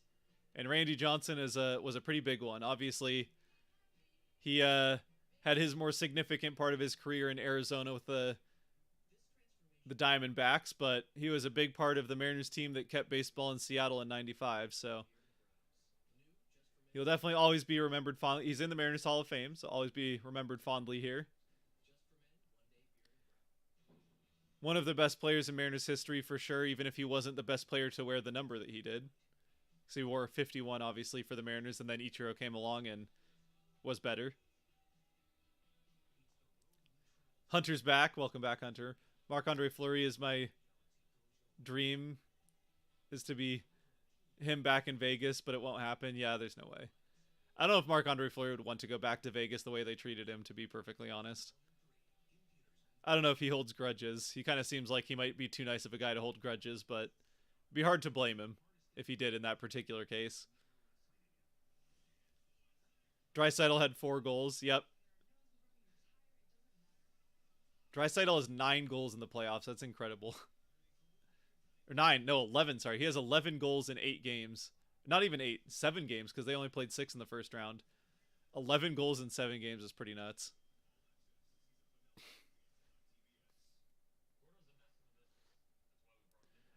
Oh, you meant to say MLB expansion team. Okay. You'd rather have an MLB expansion than have the A's move there? Yeah. I mean, I'll say this. I don't think the A's are going to be as bad as they are right now when they go to Vegas. I think there's definitely some of that ownership is just trying to chase fans away so that they can leave quietly to Vegas and then rebuild in Vegas. That usually is how it tends to go with these like when teams relocate. There's always, especially with when an ownership group knows that a relocation is coming, they seem to just like tank the team so that it can be a little bit of a quieter relocation, and then the team gets better once they move.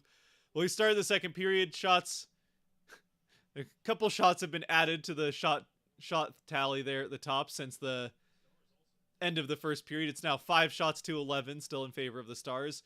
But the Kraken now have it. Yanni Gourde through the center ice, gets it out to Tolvanen. Puck ends up behind the net as Bjorkstrand goes to get it.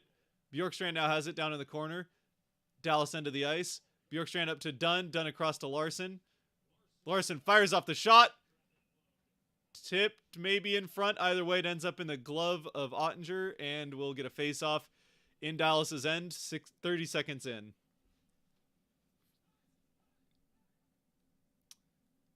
But I heard NBA expansion wants to go to Vegas and Seattle next. Yeah, that sounds like it's basically a done deal in the next few years.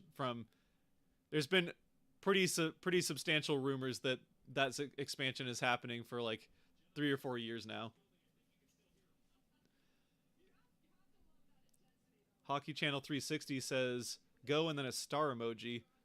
I'm assuming that means go like crack the star players for the Kraken. Is that what we're talking? Go Matty Beniers. I'm all for it. Go Matty Beniers.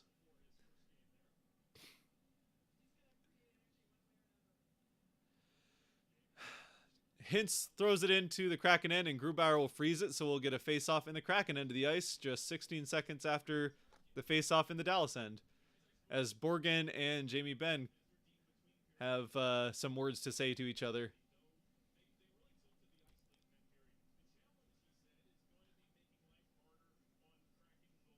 Here in Vegas, we have a lot of NBA fans, plus we could share T-Mobile Arena. Have a good night. Have a good night, Donnie. He said it with question marks, so I'm not sure what that means, but here we go. Not sure how Ottinger has made a save in this period, but the Kraken don't have another shot. Either way, it's Kraken with Schwartz down into the corner. Schwartz gets it up along the boards. Shot from the corner is out in front and frozen by Ottinger. Soucy took the shot from the corner, and Ottinger makes the save and freezes it. So we'll get another face-off.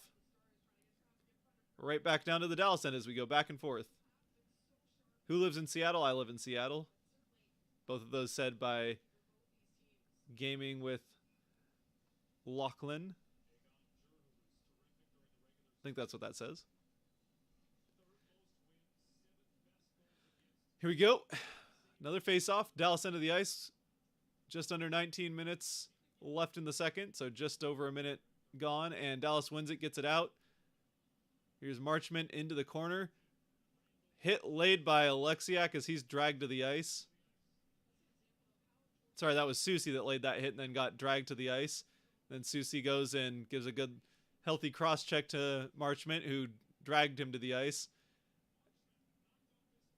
And then Marchment falls down, and they're going to give Soucy an interference.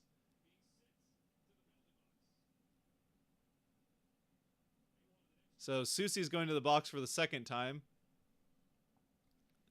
This time for interference. I didn't see what happened, but Soucy and Marchment were definitely poking at each other. Oh, that's a flop. I mean, Soucy definitely puts a little bit of an elbow into him, but then Marchment just goes noodle leg as soon as Soucy touches him. That is a huge flop from Marchment. That is... Yep. So we're going to go to 4-on-4 again.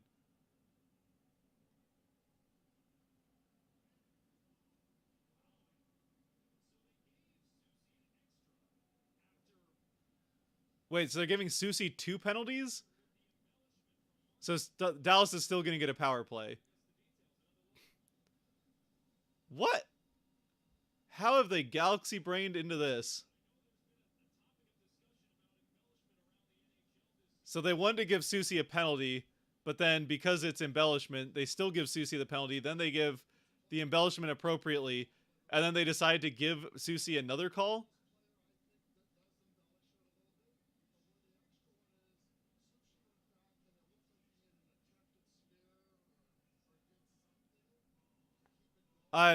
It seems like they're just making up things here to give Soucy another penalty.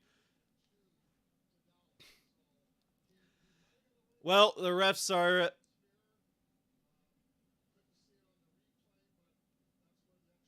The refs have decided that they want Dallas to have a power play, so they've convinced themselves there's a reason to give Dallas a power play.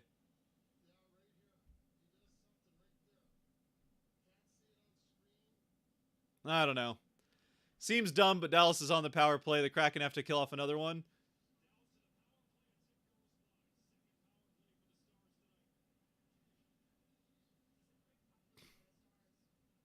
It also seems weird to me that like you can have embellishment and still have the penalty be called. I don't know. Oh, here we go. Tanev on the break, shorthanded. Comes in. Backhand move.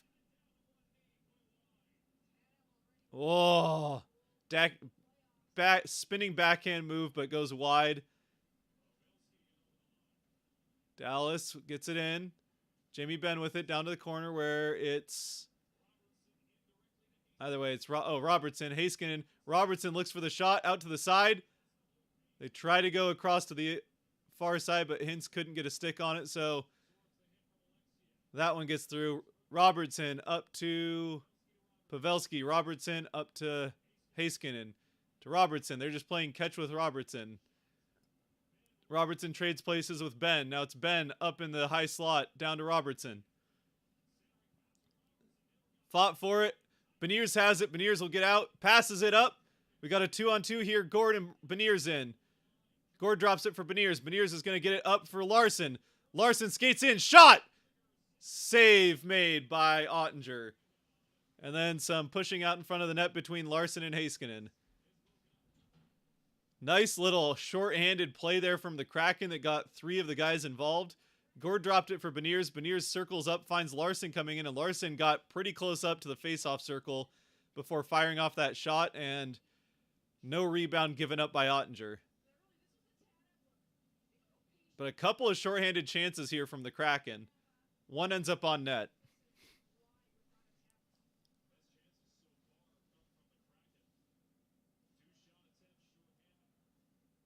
Hey, Scott. Hey, Fear the Deep. Welcome back.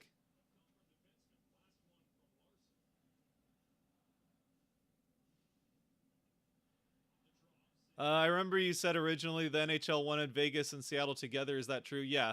They wanted, the NHL knew they were going to do 2 teams of expansion, and they I think knew pretty well that it was going to be Seattle and Vegas, and that they wanted the 2 of them to enter the league at the same time, but Vegas had the arena ready, and Seattle still had some political things that needed to happen to have the arena officially even okayed in the first place, much less built.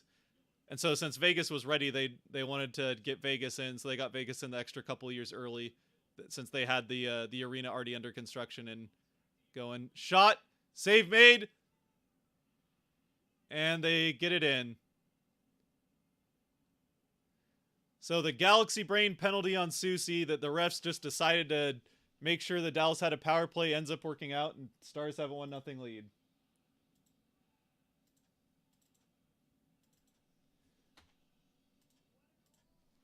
Well, Dallas still had to earn the goal, but that was a gift of a power play that they got it on.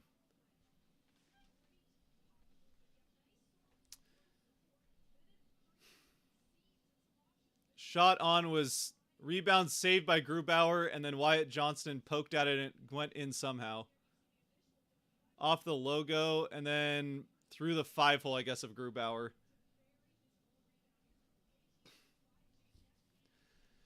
So the Kraken give up the first goal for the second game in the series, but they still came back and won the last one. Well, Dallas gets gifted a power play, and they cash in on it. So now the Kraken will have to try and respond.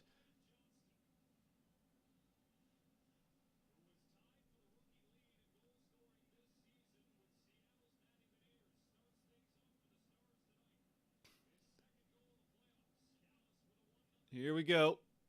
Seattle still has yet to get a power play, so you'd have to think the way that they tend to call things, they'll get one here eventually. That having been said, they did kind of just figure out a way to give Dallas a power play on the last one, so maybe they don't care.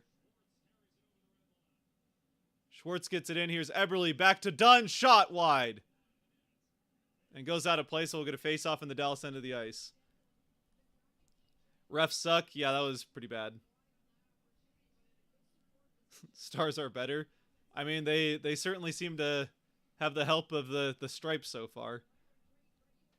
Are you from Seattle? Yes, I am. The refs are amazing, says Luke. Obviously a Stars fan. Maybe Luke helped pay the refs in this game.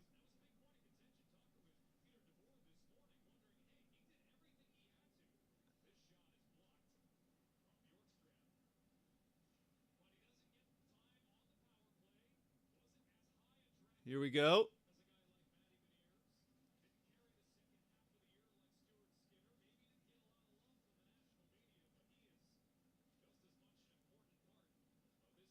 Here we go. Tolvanen in the corner. Tolvanen will get it up along the boards to Gord. Fires the shot out in front. Oh, rebound was there. Gord keeps it in. Nope, did not keep it in. It bounced over him and out. Here comes Robertson in. Sagan out in front. Defended well by Gord and Larson. Out to Heiskanen. Heiskanen fires out the long shot. No tip. Grubauer makes the save.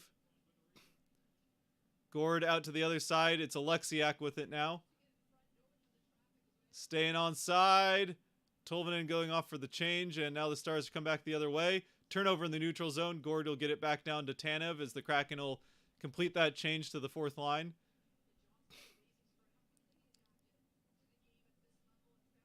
Whoa.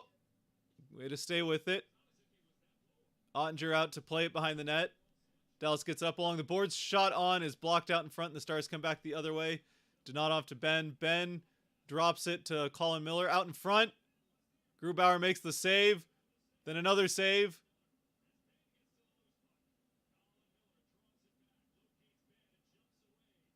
Bouncing around. Dunn getting a little dicey. But the puck comes out. Tanev has it. Tanev will throw it in. As Ottinger goes to play it behind the net. Oh, getting a little close there. Out. Thrown on. And it comes out the other side. With 13:30 left in the second. Dallas the 1-0 lead on a power play that they were gifted. On some questionable officiating. But we have seen plenty of questionable officiating all throughout the playoffs for pretty much for and against pretty much every team, so it's nothing new.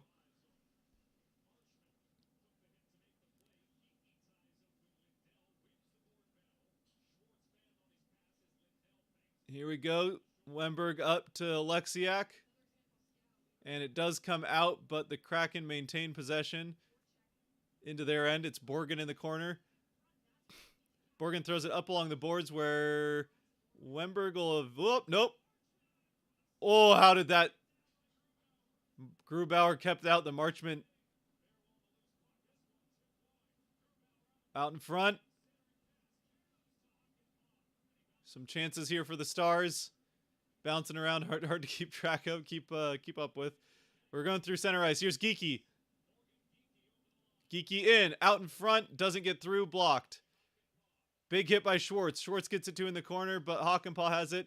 He drops it for Heiskanen. Heiskanen now for the Stars coming out the other way. Kraken still having trouble really getting much going in the offensive end. Neither team really able to get much of anything going 5-on-5.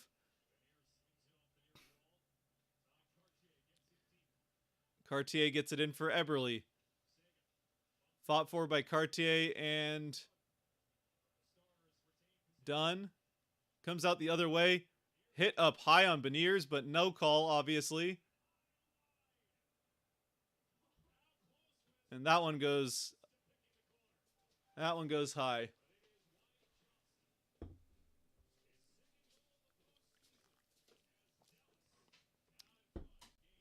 I don't know if they're going to show a replay on, but Beniers got hit in the head, but pretty sure it was a shoulder. Just got shouldered in the head and went down. But of course, the officials decided that they didn't want to see that because that wouldn't be pro Stars.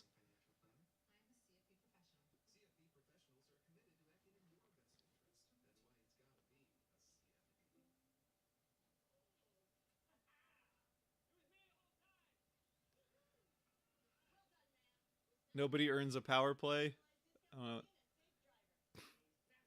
If Leafs survive, I do think they can beat New Jersey. Yeah. I mean, I don't think New Jersey is going to get there either. Personally, I think it's still Carolina going out of the East into the Cup final, but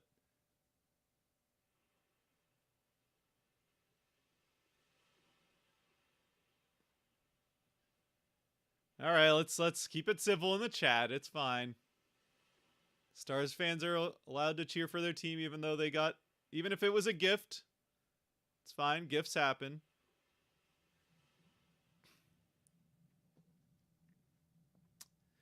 It's in Dallas, so clearly the officials just didn't want to have to get booed by the fans. Refs are just pandering to the home crowd. It's fine. Is what it is. Y'all let Pavelski score 4 goals in one game and then won that game.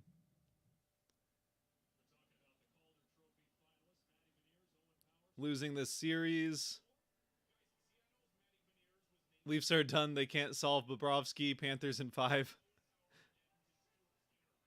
The 2 Stars fans. It's fine. It's fine.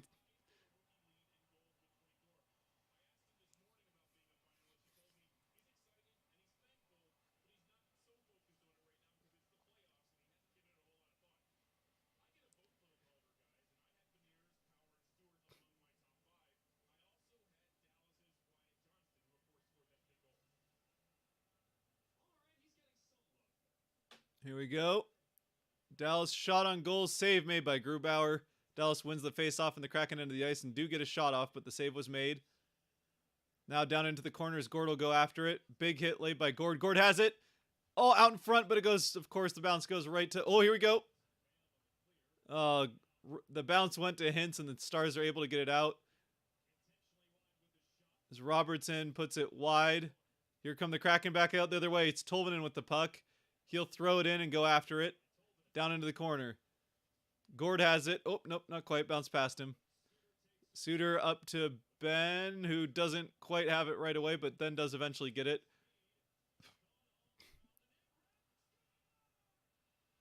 Oh, and Dallas. I don't know what happened. That Grubauer just went down and let Dodonov just wrap it around. That one might be a bit on Grubauer. Grubauer just went down way too early. So Dallas is up now 2-0. With 11 left in the second. Yeah, that did get across originally.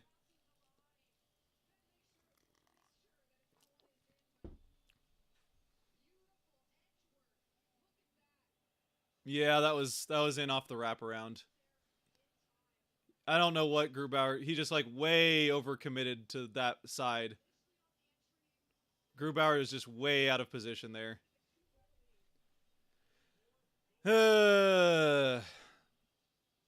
Well, it should be 1-0, but it's 2-0. Oh well. Kraken have to figure out some way to get in offensively and get something going now. Not been the second period you wanted so far.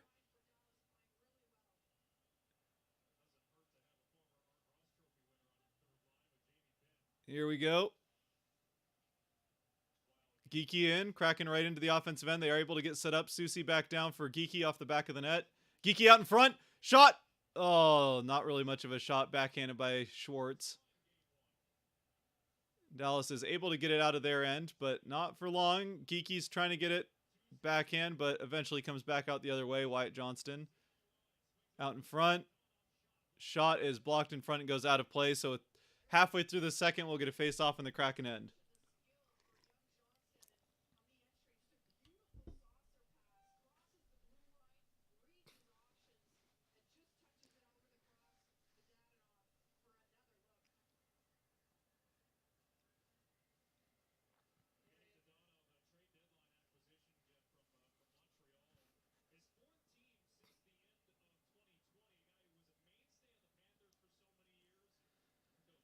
All right, face-off won by Dallas in the Kraken end. Heiskanen down to Domi. Domi looking for a shooting lane, doesn't find one. It's out in front. Good play by Cartier defensively there. Suter out to the far side. Heiskanen can't get it out in front. There's the long pass, and that goes all the way down to the other end as Heiskanen just completely missed Suter. Eberle down on the forecheck. Kraken have not really been able to get their forecheck going yet this game. And it's a hand pass.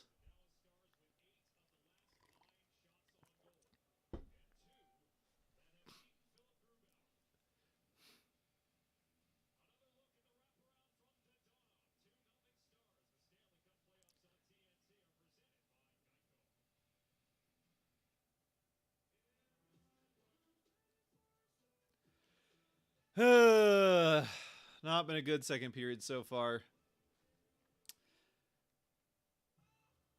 Refs gift Dallas a power play, and unfortunately they score on it. Then Grubauer just played it, went way too far out of position, and Dodonov was able to wrap it around, make it 2-0.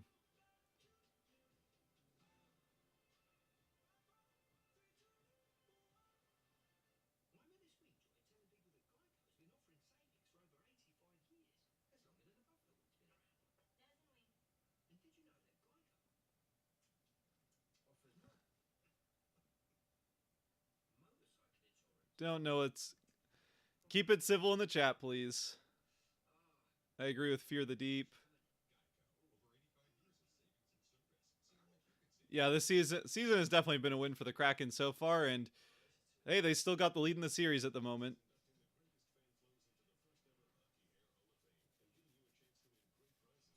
Kraken still have the lead in the series. Still plenty of time to come back in this game. And you know what? Even if the Kraken don't come back, they won the first game of round 1, then lost the second, and still ended up winning that series. So we'd be...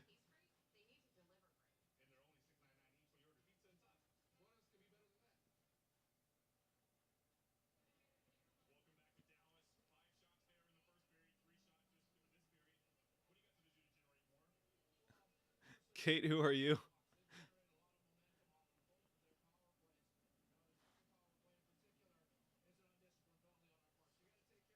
Let a child be one. I don't know what that means. Keep it nice.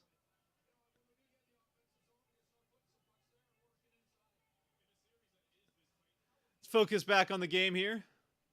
As the Kraken have the puck coming back down the other way. On net, and Ottinger will freeze it, and we'll get a face-off in Dallas's end just a few seconds later, so we're still pretty much at the 10-minute mark of the second period.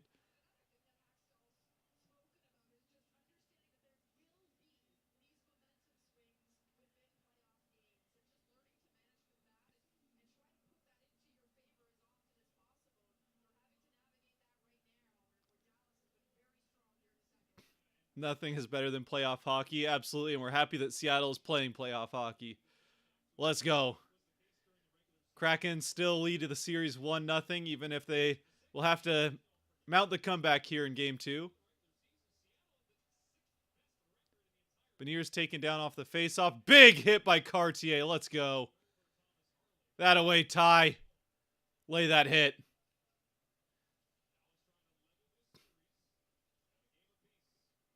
Here we go. Soucy up to Cartier coming in 2-on-1. Cartier shot, scores! Ty Cartier, there's one. Woo! Let's go. Cartier with his second goal in the National Hockey League and second of the playoffs.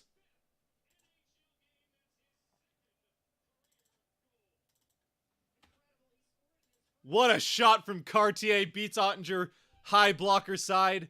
That's where the Kraken have been shooting. Ty Cartier, 5 games in the NHL, all in these playoffs, and he has got his second goal already. What a nice pass up by Soucy as well. And Cartier puts it over the high blocker, past Heiskanen and over Ottinger. Beats Heiskanen and Ottinger for the goal. And the Kraken are on the board. Still down 1. Still down 1. That gifted power play that Dallas has still making the difference. Nice breakup. Here come the Kraken the other way. 2-on-1. Wemberg with it. Shoot it, Wemberg. Shoot it, shoot it, shoot it. Pass! Oh, and Geeky just didn't quite get the shot off. You got to shoot that. Here's Wemberg again. Fires the shot. Out in front. Comes out all the way down the ice. That'll be on net, so no icing, as Grubauer will bounce it out.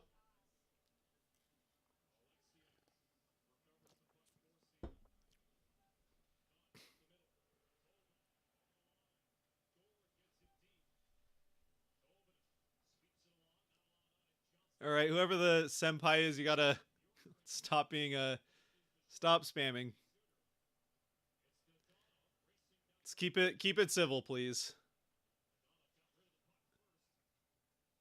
It's fine to root for whatever team you want, but you gotta. Here we go. In shot, blocker save out. Tolvanen now with it.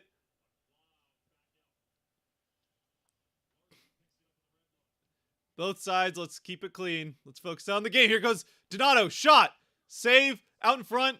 And Ottinger will freeze it down, so we'll get a face-off in Dallas' end of the ice with 7:21 left in the second.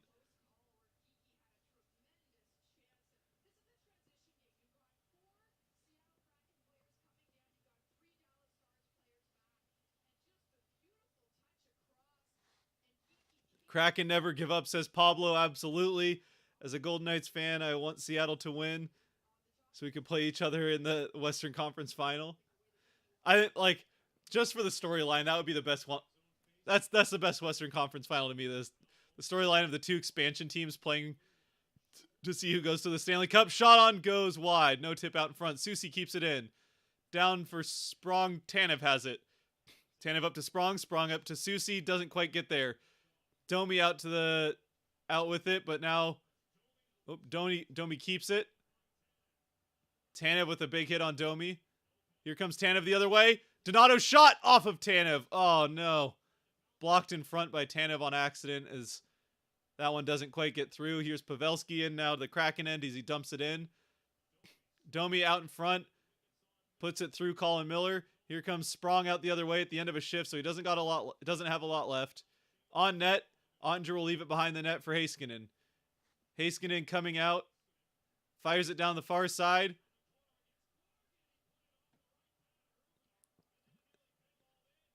Nice play there by Borgen to not allow too much there, and Grubauer did the rest. Here's Alexiak, the big rig in. Oh, he couldn't get it on his stick. I don't know why he just kind of, maybe they were offside. He just kind of like left the puck there, but whatever. Here we go. Here comes Ty Cartier, the goal scorer. Out for Eberle had Beniers for a great shot, but just put it past him. Cartier with the start of that, though, with a nice pass down to Eberle. All right. Here we go. Here's Eberle. Coming up on 5 minutes left in the second.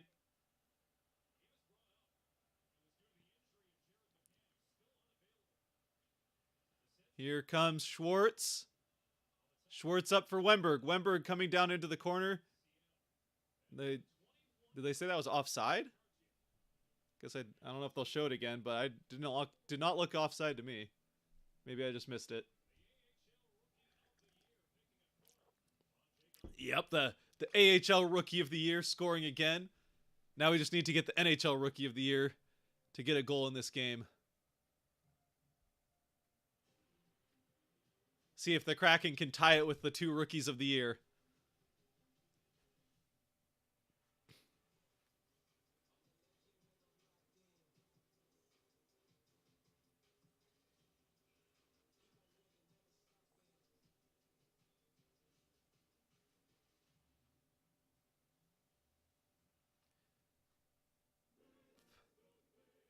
What's the score? It should be up there. Up there.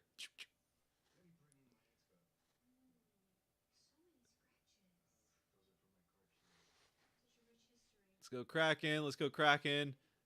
Hanging out timeouts. Appreciate it. Yep, that's the... Finally got a mod in here, so we had some spamming issues before, and it's not just spam. We'll have to do the little chat timeouts if can't keep it clean in the chat. Find to have a little friendly competition, but getting a little out of hand, so we gotta just try not to engage with it. If someone's trolling, just don't engage with it, and we'll take care of it.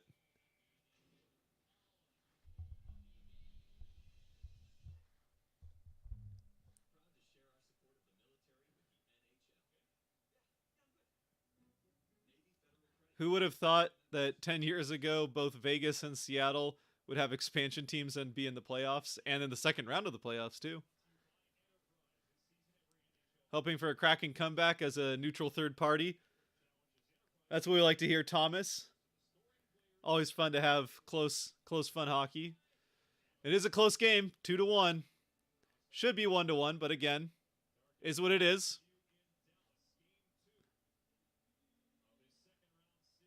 It would honestly be crazy seeing Seattle and Vegas in the Western Final.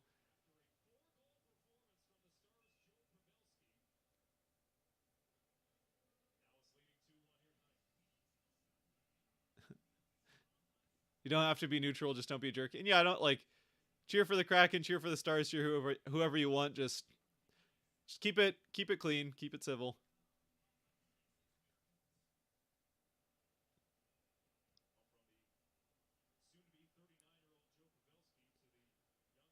Yeah, Fear the Deep, that would be crazy. Greetings to all my fellow Kraken fans from down in Olympia. Welcome in, welcome in. Watching the Kraken try to complete the comeback. Oh, that was a bit of a shaky save there from Grubauer, but he made it. Schwartz and Wemberg kind of have it at their feet, and that gets chipped out. Not the cleanest entrance there from Schwartz and Wemberg, but that's all right.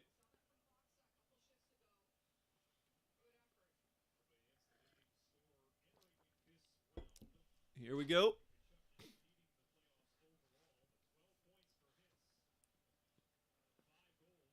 Oh, here comes Alexiak. Picks off the pass, and the big rig is in. Down to the corner of the Dallas end. Has it taken from him and chipped back out. Borgen will get to that, so no icing with 4:30 left in the second. Kraken have it in their end. Bjorkstrand up to Gord. But Gord can't quite get to it in time, so it comes back the other way. It's Dodonov. Down in the Kraken end. Be Dodonov behind the net, but Borgen gets to it, and that's can't argue with that. Borgen's going to the box.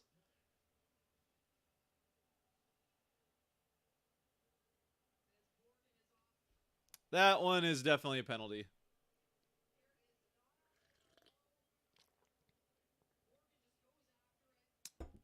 The hit's fine, but yeah, the kind of gets him a bit of a hook around the shoulder area. That's a pretty easy call to make.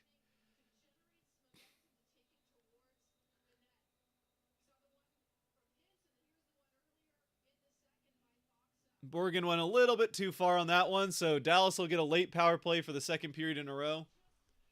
It's okay. The Kraken have successfully killed off the one legitimate power play of the game. So hopefully they can kill this one off as well. Unfortunately, the power play that started the period that the refs kind of gifted the Stars, they did end up scoring eventually on that one. So hopefully the Kraken can bounce back and get a good kill here. They definitely need it.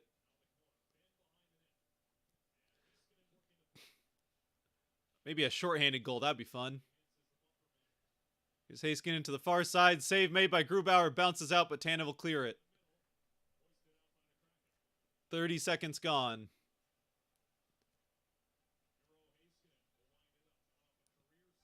Can't take penalties. Come on. Yeah, that was kind of a bad one there from Borgen, honestly. Yeah, I mean, worst case scenario for the Kraken, you're still coming back home with a split in the series, which is, really what you want from the first two games. It's what they got against Colorado, and worst case scenario, it's the same start as the Colorado series, and obviously that ended in a pretty good way.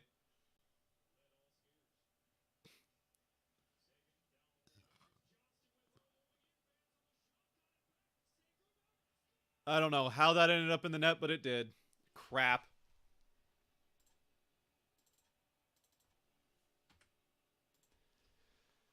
Yeah, that's a costly penalty to take, and it looks like it's Pavelski that somehow got the last one.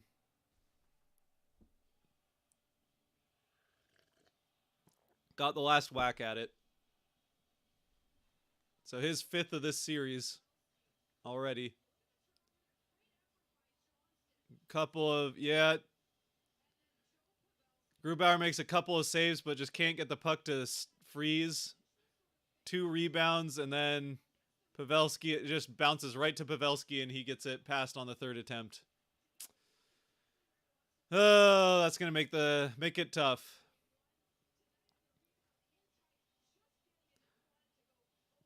So 3 minutes left in the second. It's 3-1 Stars.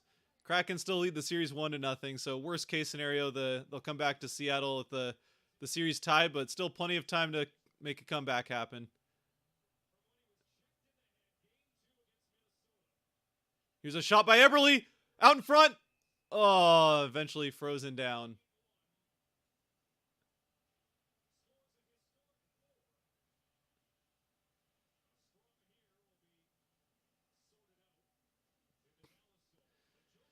Still, it's 3 power plays for the Stars and nothing for the Kraken. And while 2 of them you can't really argue with, the fact that they just gifted the Stars the 1 power play, I don't know.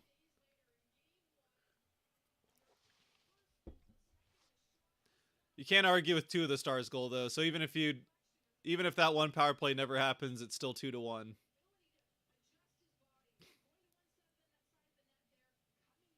Oh, I got the score. I put the 3 on the wrong side. My bad. Sorry.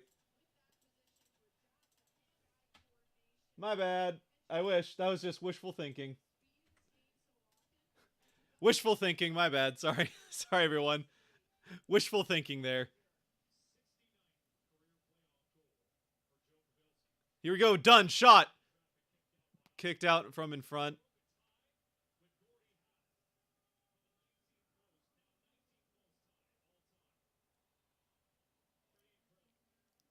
Here we go. Beniers forced off the puck. Cartier fighting for the puck. Right out in front of the Dallas net. There's just a bunch of people fighting for it as we're closing in on 2 minutes left in the second. Kraken come away from the battle there for the puck with it, but Dallas eventually has it coming out of their end of the ice. Right down the middle is Marchment. Broken up, but ends up going right to Foxa. Beniers chips it in. He'll go after it. It's a long shift, so he'll probably have to get off.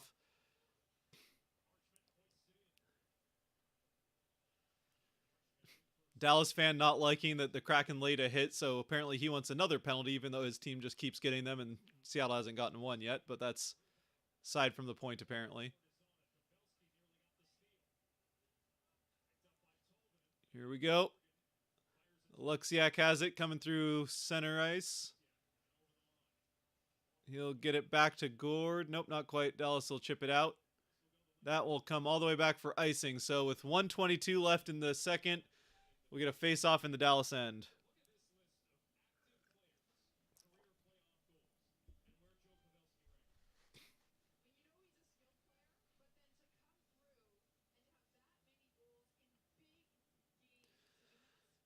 Pavelski scoring 4 in 2 games is crazy. 5 actually in 2 games. He had 4 in game 1 and 1 in this one.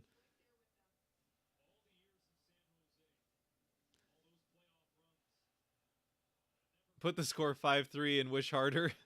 Maybe it'll come true. If the Kraken win, I think they take Vegas in 5. I like it. If the Kraken win this game, they win. They're headed to the Cup final. I like the thought.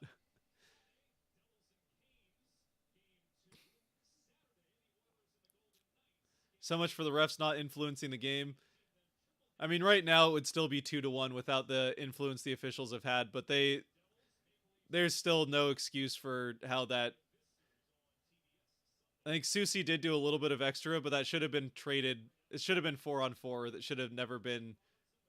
Should have never had a power play there at the start of this period for Dallas that they end up scoring on.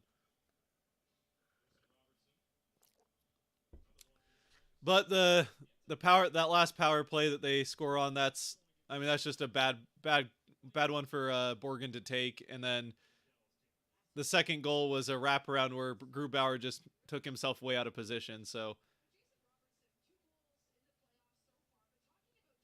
the reaction from Canadian teams if it's Seattle and Vegas in the Western Conference Final.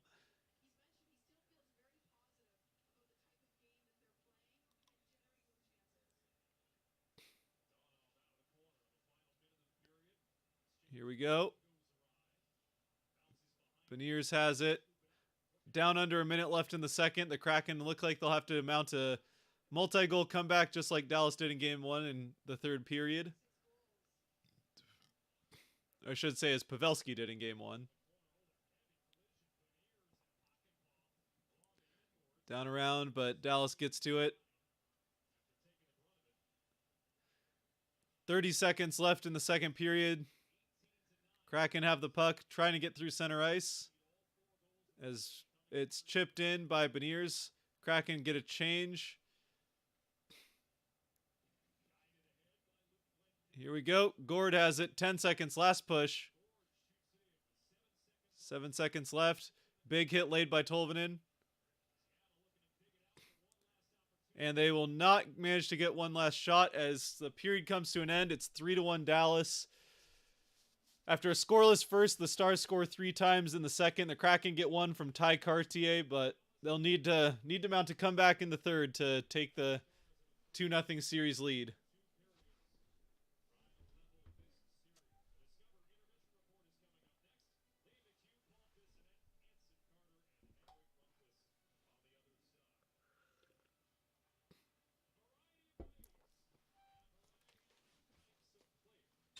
I think it's more like old hockey fans that, like the type of hockey fans that still wish the original 6 were the only 6 teams in the league.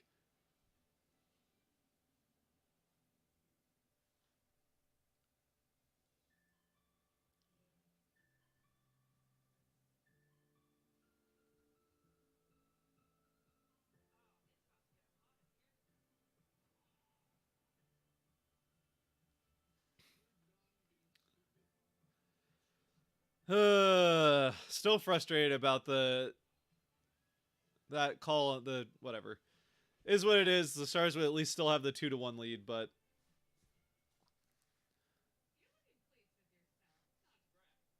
why do you hate Canadian teams so much? Just saying they would be. Again, I don't think it's Canadian teams so much as just like old hockey fans, which isn't just limited to Canadian fans. Like it's just like and not like old. I mean more like the type of fans that would be all about the unwritten rules of baseball, like that type of fan, like the Don Cherries of the world, if you will. The ones that wish that teams were still like 90% of the players were still Canadian and the other 10 were from the US and the original 6 are the only 6 teams. That's the type of one. They still played with wooden sticks. Like that's the type of fan that would lose it if it was Seattle and Vegas in the Western Conference Final, which are a small minority, but they still exist.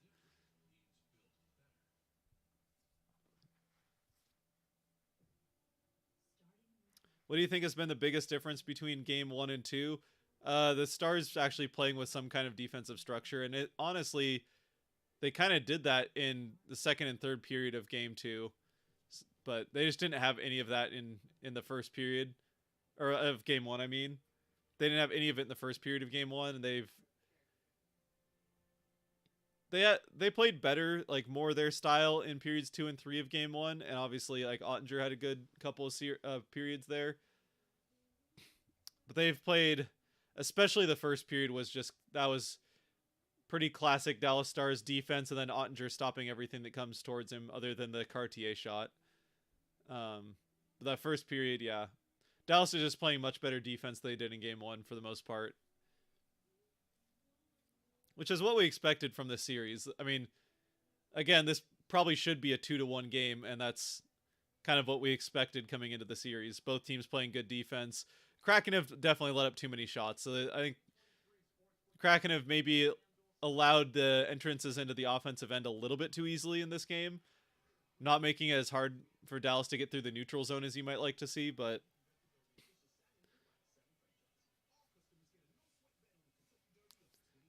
still, if Grubauer, doesn't make the mistake playing the second goal, if the officials don't hand Dallas a power play, then we're still probably tied at that point. But Don Cherry and Ray Ferraro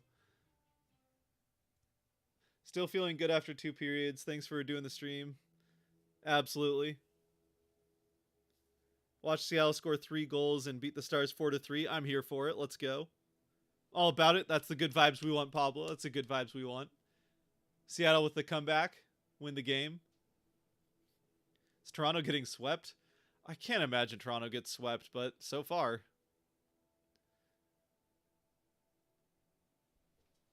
That is a crazy way of thinking. Actually, old school kicked butt compared to now.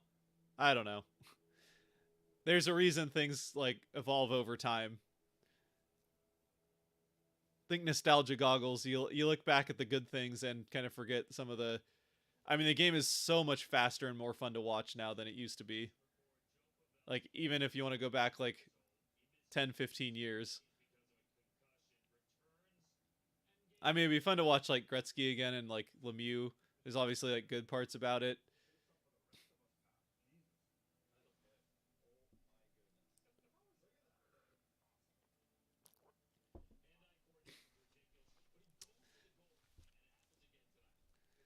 I think the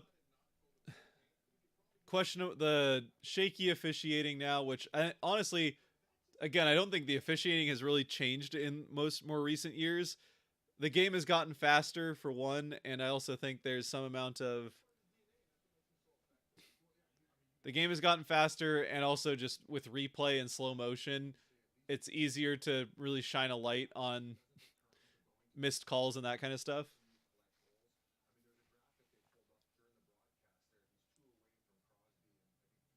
Stars win in 5. What, 5 periods of this game? That would suck to lose in overtime.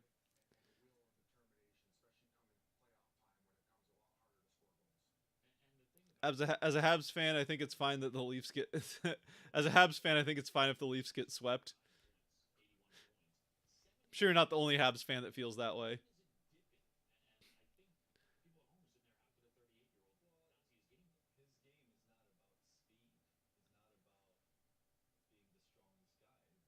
Gonna know who Foster Hewitt was. I sat behind him in a Leafs game once, back when one could afford to go to a Leafs game. Yeah, I mean you can still afford to go to games if you pick the right city, but yeah, Toronto's not a place that they're super cheap. Seattle has not been a super cheap place to watch a game. Uh, but if you go to like, actually Arizona isn't now that they only have like 5,000 seats. Um, Florida, when they're not in the playoffs, is usually pretty cheap to find a seat. I think someone said a playoff ticket in Dallas was only like $50 or something.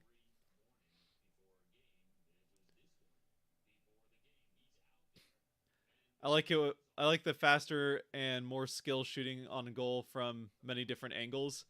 I agree. As a 51-year-old, I love the new style of play. Yeah, I don't think it has anything to do with the like how old people are. Like, yeah, I think again, like it's a minority. Most people, and it's fine. It's fine to remember the good parts of it. Like if you've been watching hockey for decades, it's fine to remember fondly all the like the good parts of when you started watching and all that stuff. But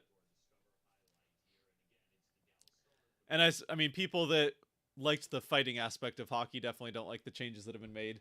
Personally, I was never like a fight here and there, fine, whatever. It gets the crowd going and all that. So, but personally, I'm glad that you don't have like two fights a period that just like elongate everything, and then you got giant breaks in play. I don't know. Then you had the enforcer error. I think the whole thing was just kind of dumb, where you basically have like one or two guys on a team that are pretty much only like you could find someone in a low division beer league that's better at actually playing hockey than they are. They just can throw some punches and stay standing enough on skates to go find the guy that they have to throw punches at. I don't know. Just that seems dumb. So I'm glad that part of it's out anyway.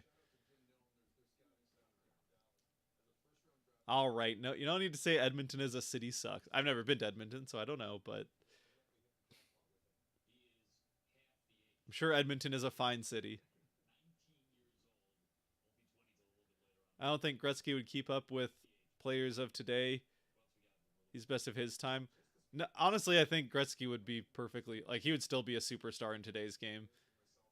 His big thing was how well he could read the game. Still probably like could read the game better than just about anybody, if not probably way better than anybody that's ever played it. So that's the kind of thing that still translates to today's game, is being able to read what's going on and knowing where people are going to be before they do. That's what made Gretzky great. There's plenty of players that aren't fast. You don't have to be Connor McDavid fast to be that good. Obviously, it helps, but you don't need to have superstar speed to be able to score at that kind of a rate. There's all sorts of different ways to score. I mean, Ovechkin's never been the fastest player, and look how many goals he's scored. So,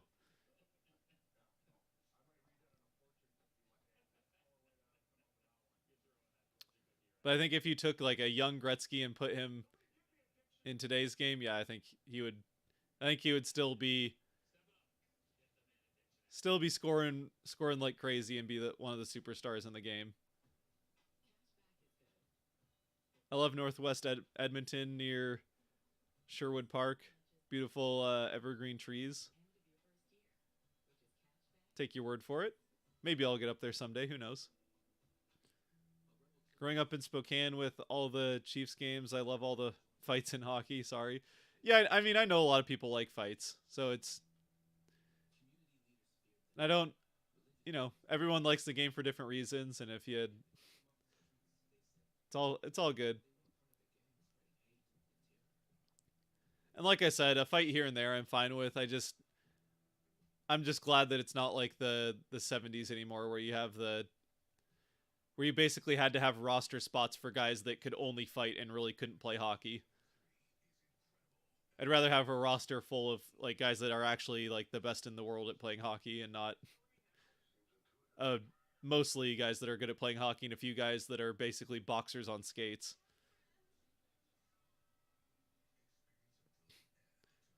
Edmonton and Calgary both have nice rivers. Neat. I also haven't been to Calgary. I've pretty much only been to Vancouver in Canada. As far as big cities, I think Vancouver is the only big Canadian city I've been to.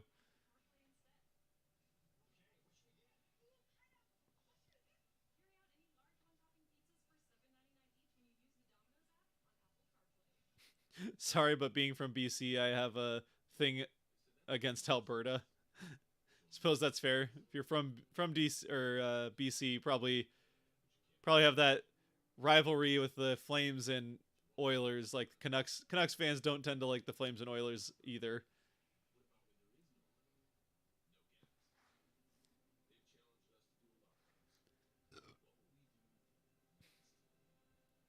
As a Flames fan, this Otter guy haunts me big time. Yeah, the Flames barely survived that series, even though Ottinger was like the only one for the Stars that actually seemed to be playing in it.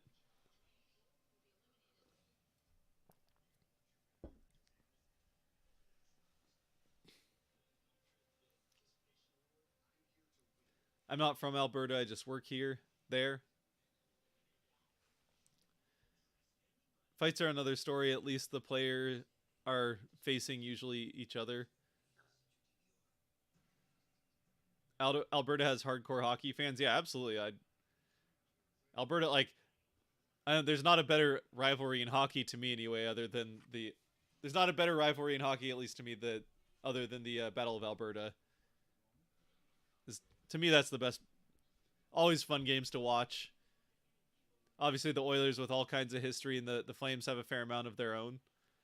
I don't like, other than the division rivalry part of it, I don't have anything against them. I think it's great to have, teams there and all that.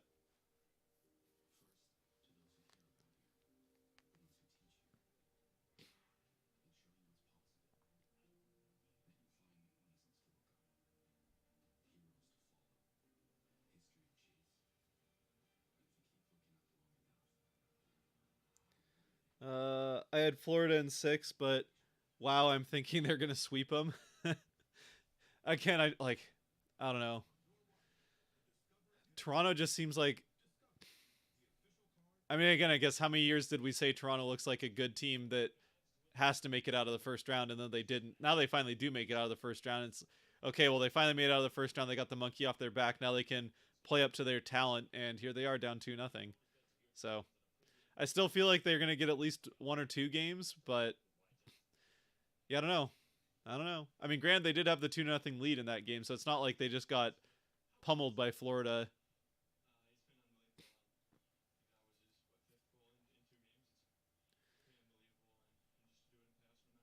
Time to rock around is tricky.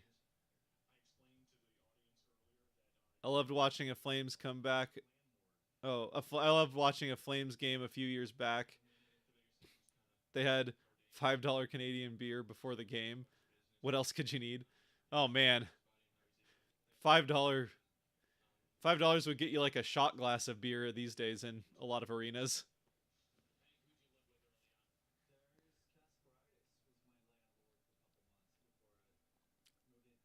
I watched the game. Are Avs Seattle's rival? I don't. I don't really feel like the Kraken have a rival yet. Not a true one. Like during the regular season, it kind of felt like it might be getting there with the Kings, and I think if you asked fans, then Vegas and Vancouver, there's a little bit of that starting to build with Vegas and Vancouver. I don't really feel like there's a big like I don't think there's anything lasting from that Avs series that will.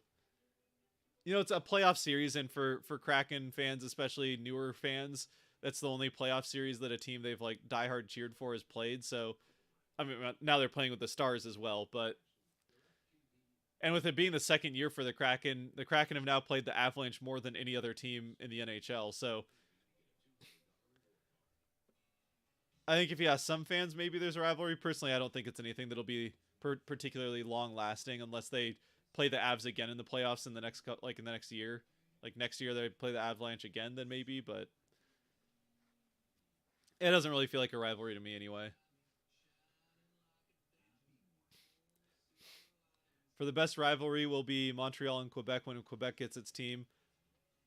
I mean, that would be a good rivalry. I just don't see Quebec getting a team, unfortunately. Whether or not they should is a different thing. I just don't think it'll happen. Love the Kraken and want to watch them defeat the Oilers, honestly. I'm all for it. Let's go. Whatever whatever has to happen for the Kraken to get to and win the cup, I'm all for, you know?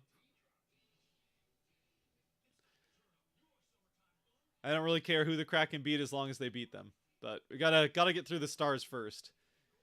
And so far it's looking like it's gonna be another tied series coming back to Seattle, just like it was with Colorado. Me trying to watch hockey, my cat rage farting on me because I was at work instead of at home. Get him, cat. I mean, Leafs love to choke just as much as Boston does. Oh, man.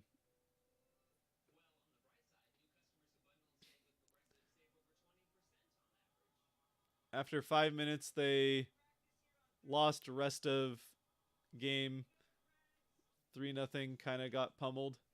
Oh, after the first 5 minutes. Yeah, I guess that's true, but I mean, you can't discount the first. They still, whether or not it happened in the first 5 minutes or not, they still managed to score 2 quick goals. And also, for what it's worth, the Panthers didn't score again after a minute into the second period.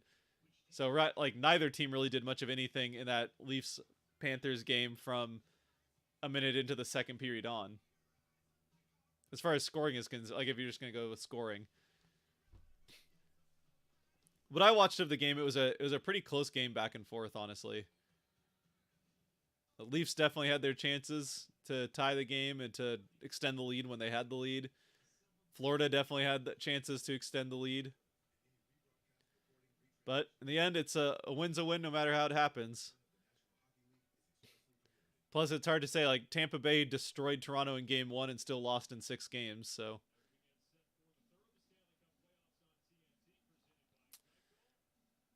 Can't ever count a team out until the last game is over. We saw that with Boston taking the 3-1 lead after the season they had, and then Florida came storming back when no one thought they would. Who's Seattle's biggest rival, Vegas or Vancouver?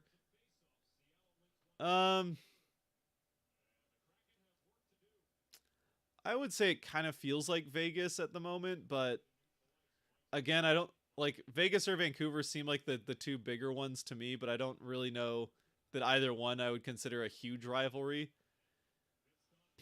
The fact that out of 82 games you only play your division, like the teams in your division 4 times, I think makes it hard to build a rivalry out of, just a couple of seasons.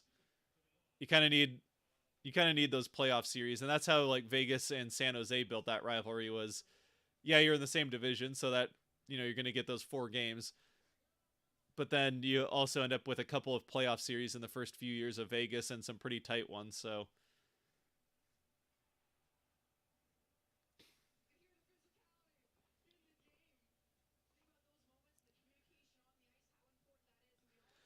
we're getting going here in the third. We're once again stopped 24 seconds into the period. Or 34 oh, no, 24. I was right. No, 34. My math sucks. So face off in Dallas's end. And one back by Jamie Benn. Lindell gets it up and out of their end. Coming back the other way. Eberle wins it. Beniers back for Susie. Susie all the way up. Who is this that has? Is that Cartier? Yes, it was. Cartier. Oh, bounces out. Takes a weird bounce and Dallas has it.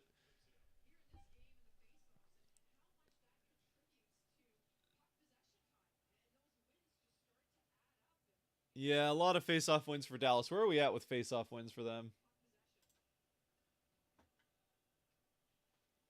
Oh, boy. Yeah, Dallas has won 28 face-offs to Seattle winning 13. So that could be going better. Oh, a shot, rebound. Nope. And Dallas gets it coming back out the other way.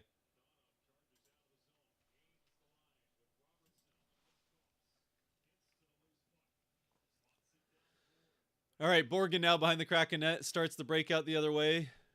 Geeky chips it. No icing, so coming back in. And now Dallas back out the other way. Kraken just having a really hard time getting set up in the offensive end. Shots are 15-30 in favor of the Stars.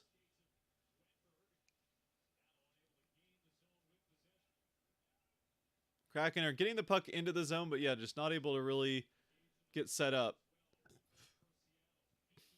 Still fighting for it. Still along the boards up in the corner in Dallas's end. Now it pops out. Larson has it to Dunn. Dunn up to Tanev. Tanev back to Larson. Larson up to Tanev. Kind of a broken little pass play there that's still in Seattle's end. Larson to Dunn. Dunn out of play into the bench, and we'll get a face-off.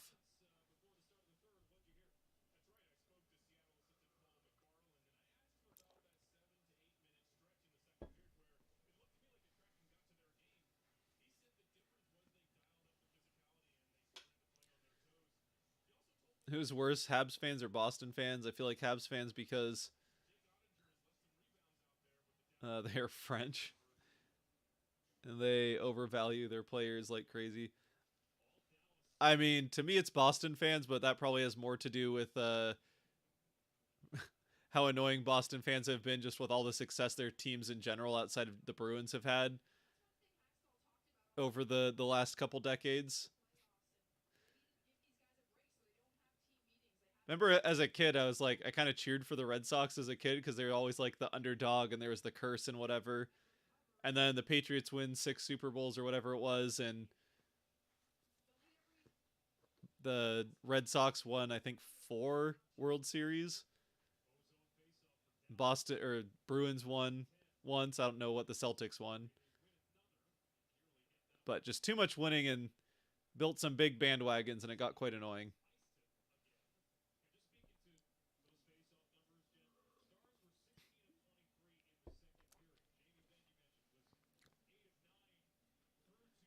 Which East City do you think NHL will expand to? Think Milwaukee can get an NHL team, Portland as well. I don't know if there's a city like the farthest east I can think of that. I guess Atlanta. Actually, Atlanta I could definitely see getting a team. If they were to expand again, I think it would be Atlanta and Houston. Here we go. Kraken managed to at least get the puck. I think they lost the faceoff, but Alexiak will fire it in. And it's Heiskanen that gets to it. So the Kraken once again able to get the puck into the offensive end, but no possession. They needed the change. 16:30 left in the third. Kraken need a couple here to get the comeback. Really not allowing the Stars to get anything going either, but at this point you need to figure out something offensively. Some point you're going to have to start taking some chances if you're the Kraken here. Here's Sprong. Gets in, but loses it, and Hintz will get it right back out. That will come back for icing, though, so we'll get a face-off in Dallas's end of the ice.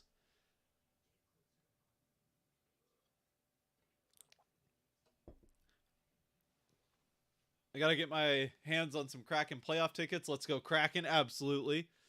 It is very loud in there, the playoff games, at least the ones against Colorado, and I'm sure it will be just as, if not louder, against Dallas. Metropolitan's an interesting history from 1915 to 1924. It definitely is, plus the first Stanley Cup won by a U.S.-based team, so big part of that interesting history. Also the only Stanley Cup series to be started but never finished in 1919. The Seattle Metropolitans were part of that as well. Oh, Dunn has it knocked off his stick, and we're right back out. Here we go. Here's Beniers coming through the neutral zone. Gets around one man. Over to Eberle. Eberle will hold the zone. Gets it passed and not quite to a guy. Eberle keeps it in. Nice fighting for it for Eberle. But it comes the other way, and now it's a 2-on-1. Save made by Grubauer, and a big one on a 2-on-1. Honestly, kind of a 3-on-1 there. There's a third guy coming in. But Eberle took a bit of a chance there to keep the offensive end and couldn't quite do it, and it turned into an odd man rush the other way, which fortunately Grubauer is able to make the save on.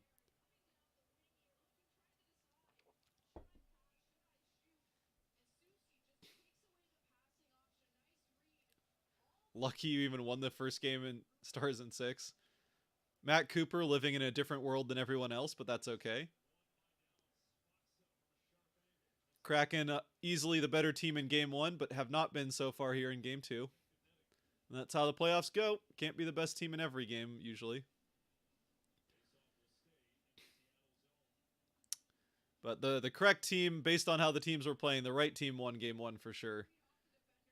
So far, the team that's played better is ahead in Game 2 as well. Even if they did get gifted one of the power plays that they scored on. Celtics won in 2008. Okay. What's up? Greetings from Germany. Welcome in.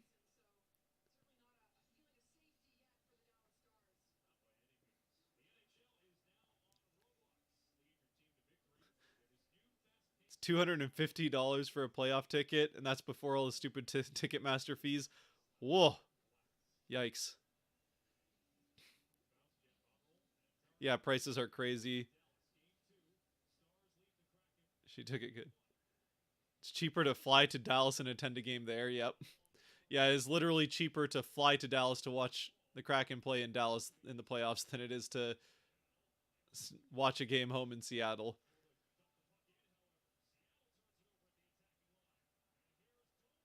Domi in, shot, save again by Grubauer. So the Kraken are starting to take some chances offensively like they kind of have to, but it's not led to a lot of offense and has led to a couple of chances for the Stars back the other way.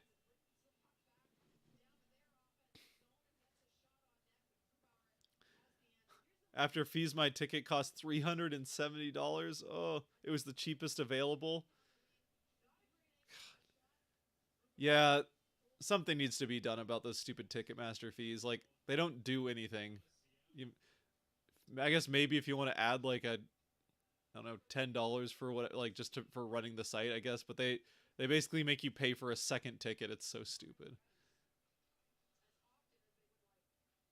Literally just stealing money from people because they don't have another option. Oh, big save by Grubauer. Oh, big save again. Grubauer can't see it. Block in front. And Schwartz has it behind the Kraken net. To put it around for Larson. Larson up along the boards. Here we go. Schwartz races in. Does not have a shot, so he'll pull up.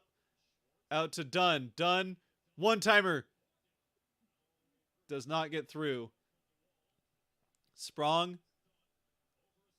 Schwartz out in front. Oh, the rebound was almost there. Borgen shot. Oh, blocker save. Here comes Borgen. Shot. Save made by Ottinger. And that one gets out. The Kraken got some shots, so that's the type of pressure they need, and they got to find a way to get another one.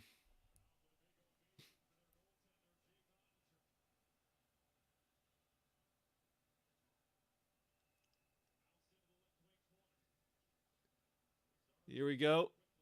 Puck just running around the outside. That one comes down for icing, so the Kraken will get a face-off in Dallas's end. The puck just kind of took the full tour around the boards. Well, that's a big block, big pad save from Grubauer there.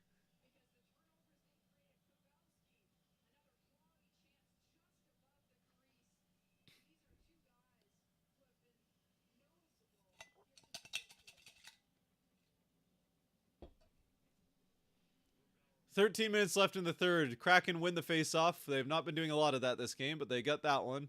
Unfortunately, it is not particularly clean. Fought for it. Eberle has it. Out in front. How did he make that? Ottinger just robbed whoever. Was that Susie? Ottinger just robbed Susie. Here comes Beniers. Rubbed off of it by Hawkenpaw. Susie keeps it. Out in front. Oh, off of Eberle's skate. Schultz keeps it in. Beniers behind the net, sorry. Here's Eberle. Out in front. Oh, and it goes off a couple of sticks, and Dallas is able to chip it out. Susie got absolutely robbed by Ottinger.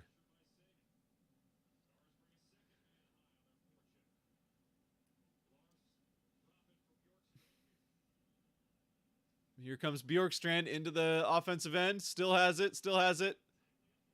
Held off of it.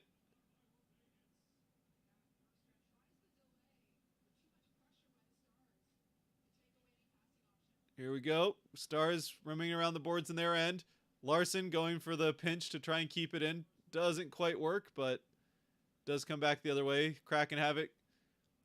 Here's Gord coming in from well out. Drops it for Bjorkstrand. But now it'll come the other way. Bit of a 2-on-2 here. Nope. Kraken managed to get a few guys back, so we're good. Kraken got a series of 5 shots on goal there, so starting to get some things happening. Oh. Yeah, wow. Off of the top corner of the blockers, he dove back to the other side and just managed to shove it off the post. Susie definitely could have had one there.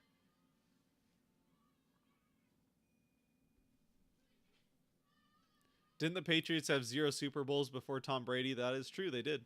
They had not won before Tom Brady.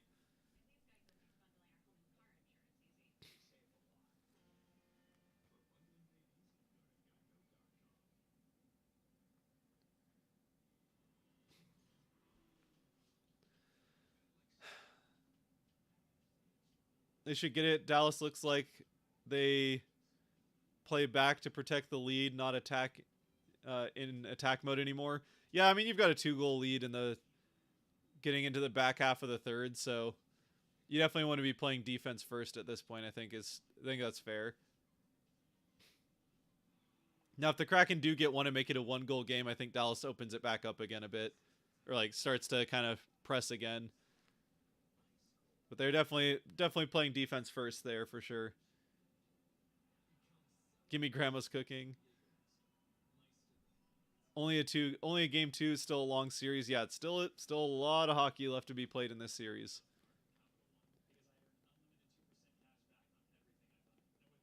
I think we're in the third. Oh, you're right. We are in the third period. See, this is why.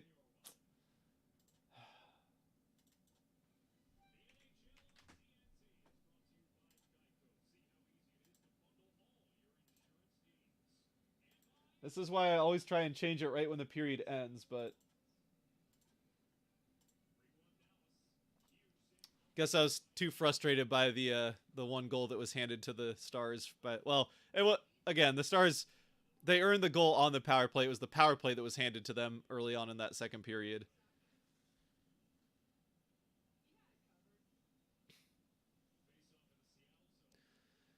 That having been said, they still the Stars have been the better team for most of this game, so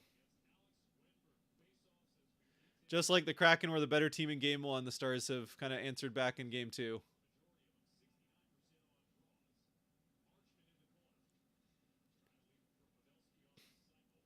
Whoa. Turnover. Heiskanen gets a shot off. Here we go. Turnover. Comes back the other way. Geeky has it. Geeky drops it to Schwartz coming in. Shot well high of the net and out of play. Might have gotten deflected by a stick. 11 minutes left in the third.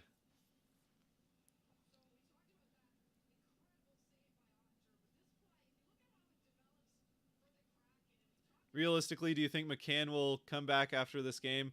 I don't think we have any way of knowing what to expect with McCann. I think the only people that have maybe even any idea are McCann and the Kraken trainers and probably front office, but even there, you never Again, we're assuming it's a concussion, and you never really know for sure with concussions. The good news for the Kraken is there's two off days between this game and then Sunday is game 3. So that gives at least one extra day where hopefully McCann can get back for game 3, but I suppose at least the good news there is that while you definitely want to have McCann back, Cartier has played pretty well in his place.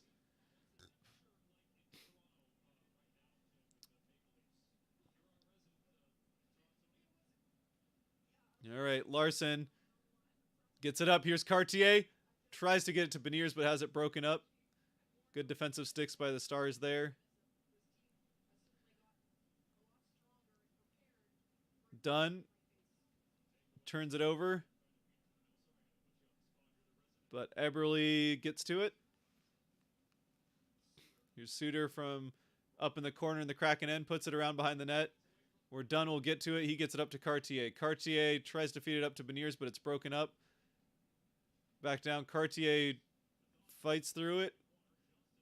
Cartier gets it up ahead. Beniers has it. Here goes Beniers in the far side. Hakanpää lays a hit on Beniers along the boards and then punches him in the back of the head a little bit. But the refs aren't going to call anything on the Stars because that wouldn't make any sense. I mean, granted, that would have been, I think, maybe a soft call in the playoffs to call something there. But still, it's been 3 penalties for the Stars, and one of them was very questionable.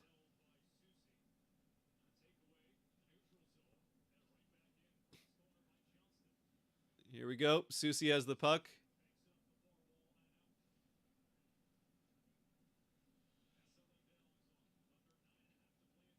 Oh, Kraken can't quite keep it in the offensive end. Bjorkstrand has it. Back out of the Kraken have it in their end of the ice as they try to get it up through into the neutral zone. Having some issue. Here's Sprong in as the fourth line gets onto the ice. They get it into the offensive end, but apparently the ref says that Donato didn't touch it. Donato disagrees, but they're saying it's icing, so it comes back down to the Kraken end.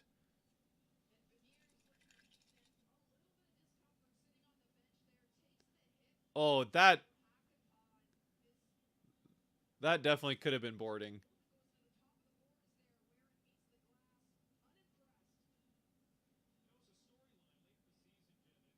Yeah, that should have been a penalty actually, and set like they showing the replay. Oh, and it bounces in. Just found a little hole in Grubauer, and it's 4-1 Stars. Well, this one's pretty much over. So the series will probably be tied coming back to Seattle.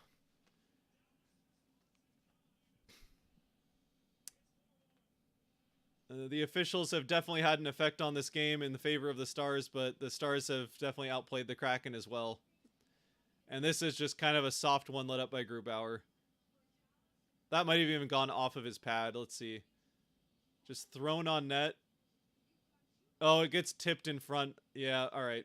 Sagan does tip it in front. And just right through the little gap between Grubauer's pads.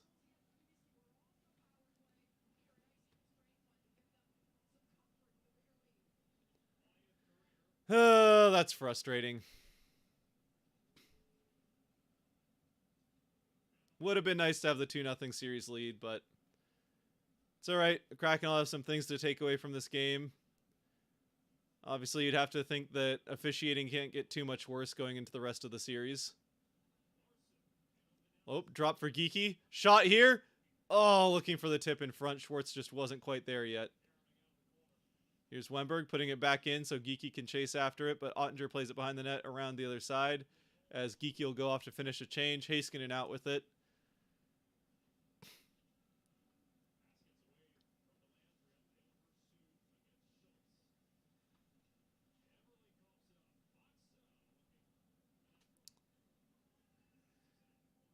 Yeah, I mean the Stars definitely have had some luck with the officiating in this game, but I wouldn't say this has been a lucky win for the Stars.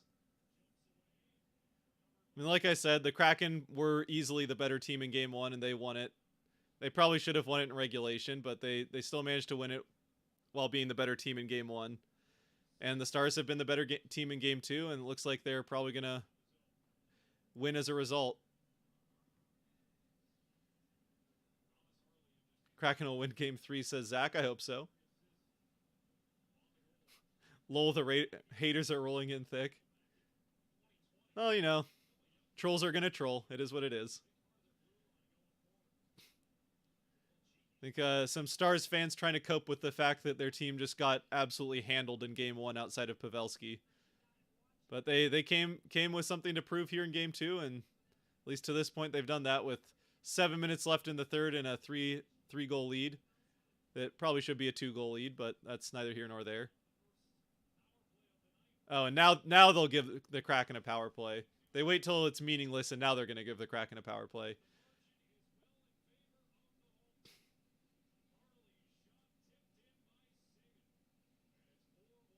Have I been to a playoff game? Yeah, I was at the ones in Seattle for Series 1. But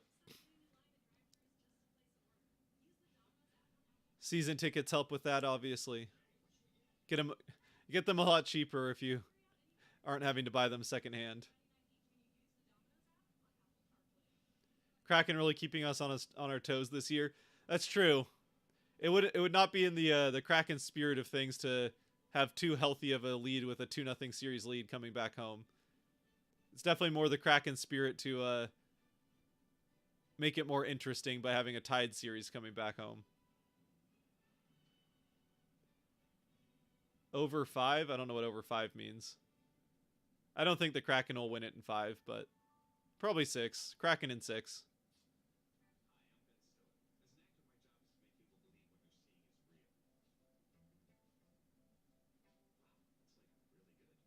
Stars 5-1. I doubt it. I don't think the Kraken will bother with an empty net if they get a goal here, then maybe. If they get a goal on the power play, then maybe they actually no. If they get a goal on the power play here, they definitely will go empty net towards the end of the game. But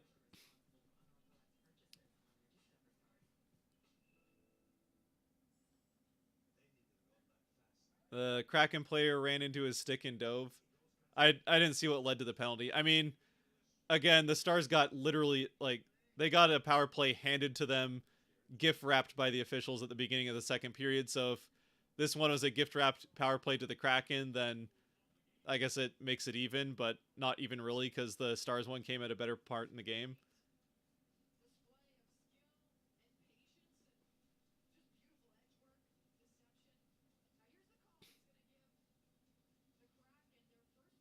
Oh no, he tripped over a Dallas stick. They're tangled up, but he definitely went over the Dallas stick. Can they score on the power play? They can. I don't know if they will. The Seattle power play has not been great in the playoffs. They had what was it, games 3 and 4 at home, they were decent, and then they've been pretty much non-existent outside of that. Actually, I shouldn't say that. They've had some good scoring opportunities, but they've been mostly few and far between. Here we go. Sprong in. Got the shot off. So we got a shot on goal. That's more than some of their power plays have done. That call was silly against the Kraken. Yeah, the one at the start of the second period was literally the officials just making things up to make sure the Stars got a power play. But it's been part of the difference, but that hasn't been the difference in the game. Dallas fans are annoying. I don't even think it's Dallas. It's just trolls. Like, it's the internet. The internet's full of trolls. Is what it is. Can't get too annoyed by the trolls.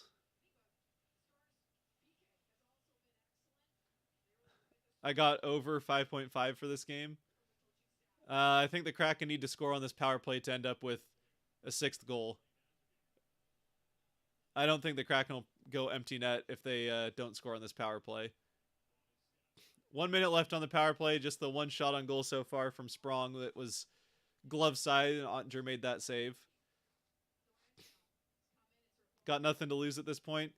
Yeah, I mean, there is that. It is the playoffs, like, maybe, but I don't know. Whoa, kept in again, but then not kept in. 30 seconds, and it's dumped back down into the Kraken end again. This power play, once again, just not really getting much of anything going. No, Jeff, I wasn't talking about you. Or person in here pretending to be Jeff Bezos. I was not talking about you trolling. I meant more other. No, there's just been other people in here trolling. So not everyone. In fact, most people that have been in here supporting the Stars have been pretty respectful about it, which is good. Just, you know, and honestly, I think some of the people that were in here trolling, I don't think actually even care about the Stars. They just want to come in and troll whoever it is.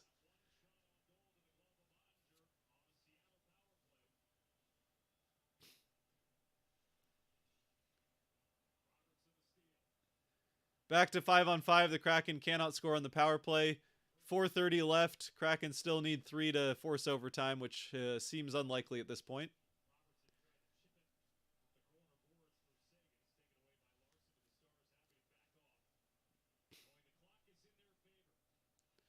Yep, Stars are just letting the Kraken have the ice in their end and then making it hard in the defensive end. Hakanpää forces it around, and the Stars will force it out one more time. Shot in, but the Kraken will have to reset. Stars have it behind their net.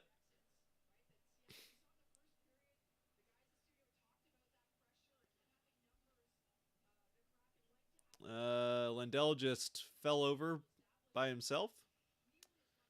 Don't think it really made much of a difference in the play. And they're saying offside for Seattle. So 3:44, 4-1 Stars. And we're probably coming back to Seattle with the series tied. Seattle, the better team in game 1, managed to win that in overtime, which is good because the Stars came out in game 2 looking to make sure that they did not get outplayed for a second game in a row, and they've been the better team in game 2.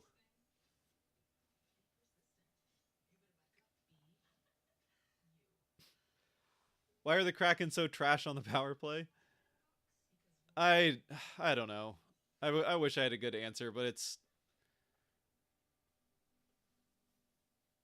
they've had a lot of trouble getting into the offensive end against the Avalanche. The Avalanche just played the Kraken super aggressive, which is not really something the Kraken faced during the course of the regular season. They didn't. I can't ever remember them facing a team that was as aggressive on the penalty kill as the Avalanche were in the playoffs. Which I think the times the Kraken found success, they were able to take advantage of that aggression that the Avalanche had and kind of turn it against them, but for the most part weren't able to. Other than that, though, it just, I don't know. It's like sometimes they just turn it on and they get the quick passing. I think it's just too much of overthinking it. If I had to pick one thing, I'd say the Kraken just tend to overthink the power play too much, if anything.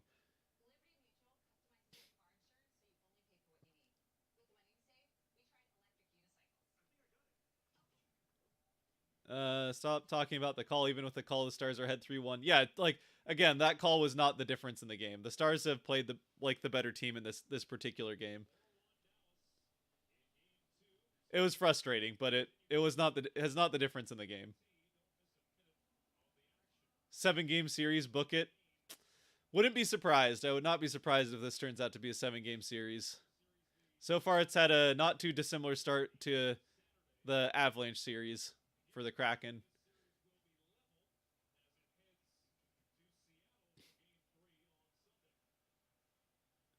Last game they were tied and now they're getting blown out. I mean, again, without a bad call, they're not getting blown out.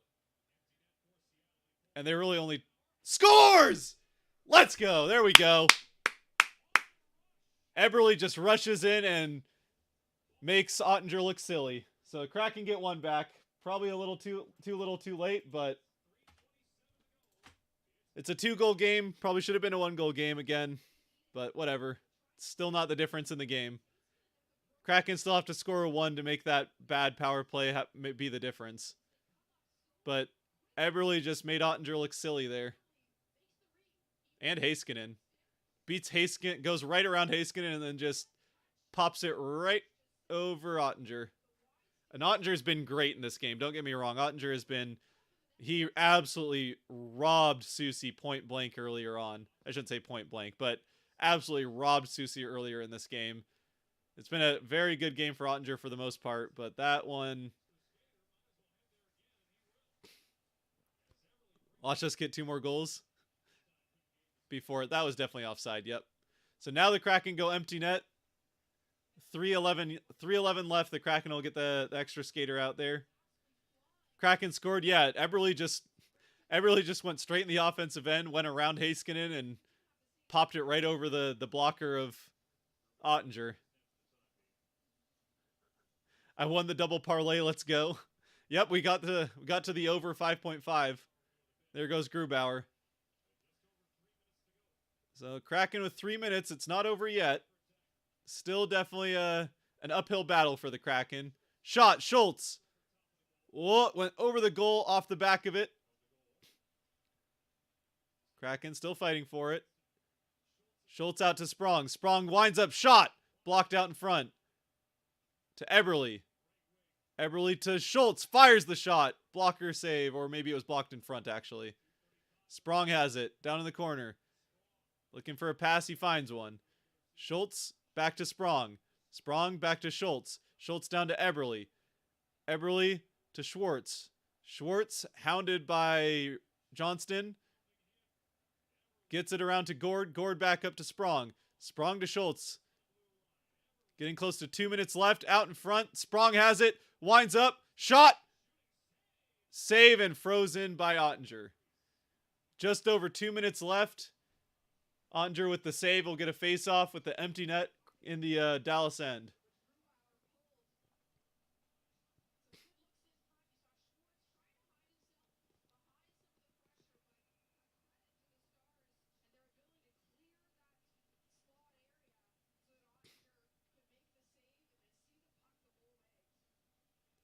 They do say a 2-goal lead is the most dangerous.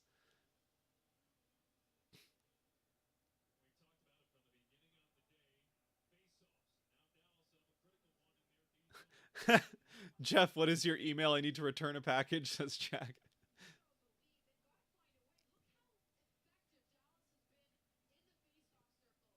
Yeah, the Kraken have not been good at winning faceoffs in this game, which is kind of what we expected coming into the series, to be blatantly honest. They did, yeah, they got a goal off of one of those. It seemed like a matter of time before the Stars got a goal off of a face-off in the Kraken end, which that was the fourth one that was kind of a... I mean, it's a good tip by Sagan. Like, I wanted to say that was a soft one that Grubauer let up, but it was just a good tip by Sagan.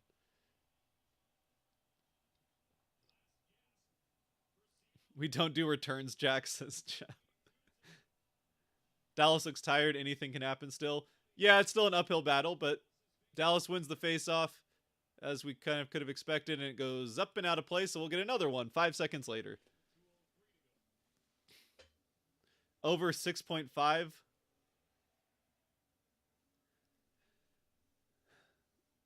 Well, the net is empty, so there's a decent chance of a goal one way or another. Here we go. Kraken win a faceoff. How about it? Here we go. Schultz down to Eberle out in front. Oh, bounces wide. Gord out to Eberle. Eberle does not keep it in. The Kraken will have to regroup. That was offside. Oh, nope. I guess it stayed onside.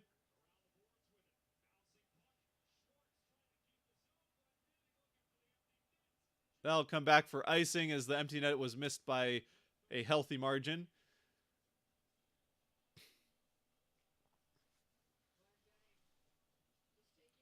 Go fund me to a Kraken playoff game. Do we have a knuckle? The house knows how everyone is betting.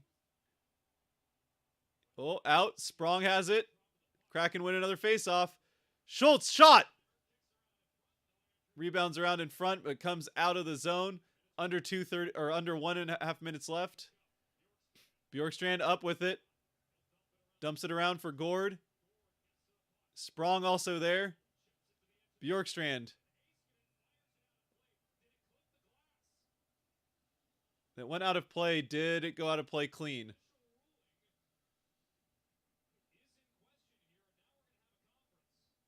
Did it go out of play clean? We might have a Kraken power play for delay of game.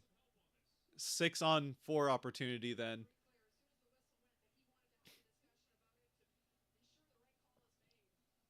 Time on the clock. We're at like I think it's 1 minute and 10 seconds, or 1 minute and 11 seconds. Kraken have the empty net.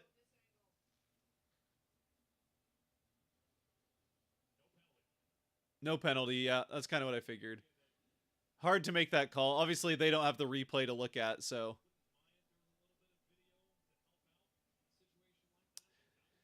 it's pretty close. Bjorkstrand was right there, and it might have gotten the top of the glass. So, and again, the officials don't have replay to look at there, so I think that's fine. A fine no call.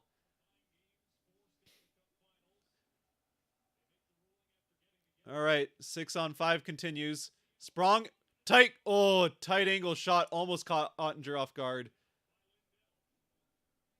Dunn will get after it. Under a minute now. Kraken still need two. Probably needed one earlier if you wanted to actually have the comeback happen, but it's still possible. Yep, that doesn't help. All right, dropped back. 40 seconds left as Sprong dumps it in and goes after it. Couple of hits laid along the boards. Hintz has it. Not cleanly, though. It's still in the corner. Fought for by Eberle. Dallas just trying to press it up against the boards and keep it there. 25 seconds. Yeah, this is... I don't know how you score 2 goals at this point. They're just keeping it pinned to the wall. It does get out. Chipped out. 10 seconds left. Beniers looking up at the clock. He knows there's 10 seconds. He dumps it in. He'll go after it. But this game is over. And the series is tied at 1 coming back to Seattle. So does mean that we'll be back for Game 5. Guaranteed we'll have a stream for Game 5. Hopefully for the Kraken to finish out a series win in 5. But that requires 2 wins at home.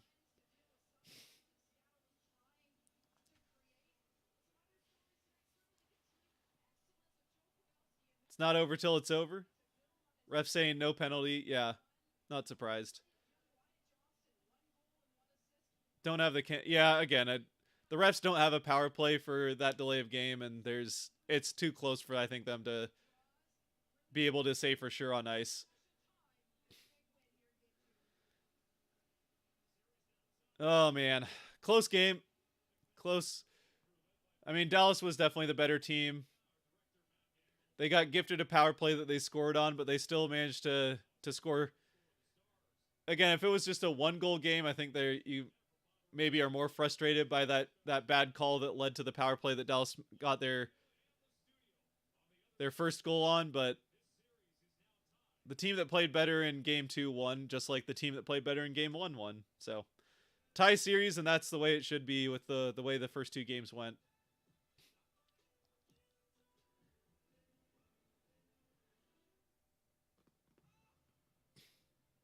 It is over for this game. Coaches can't challenge that, I don't think.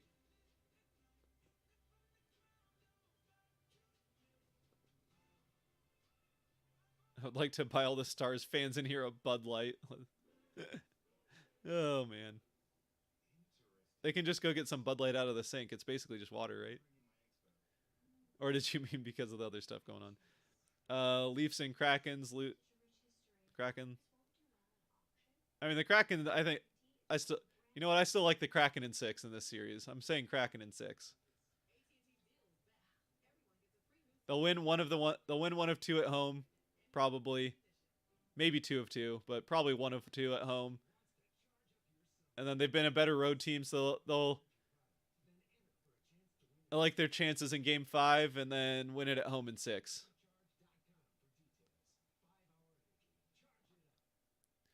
Had a feeling the Kraken were going to lose this one. I don't know. I was hopeful just because it's a road game and the Kraken have been so good on the road. But you knew that the Stars were going to have to come out and have some sort of response to getting outplayed in Game 1. Again, the only Stars player was Pavelski that really showed up to Game 1. And he showed up in a big way, to be fair. But Pavelski's clearly the only reason that game was even meaningful late in the third period, much less getting to overtime.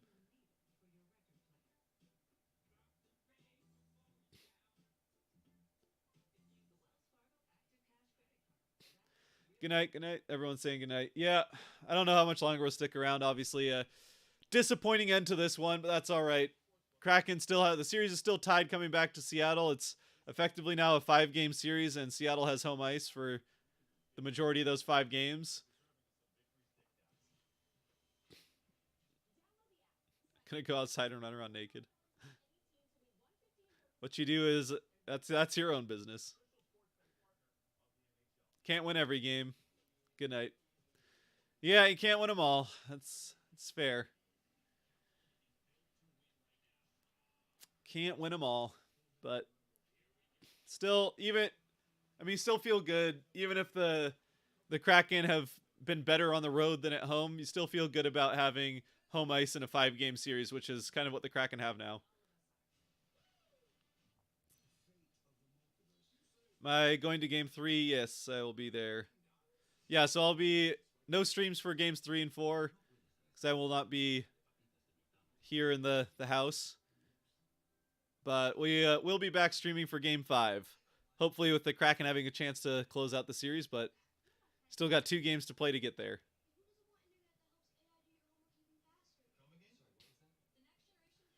They only scored on 1 power play. No, the Stars scored on 2 power plays. They scored on the power play they never should have had to get the first goal. The refs literally just handed them for kicks and giggles. And then they scored on the 3rd power play they had a little bit later when Borgen took a bad penalty. So they did score on 2 power plays.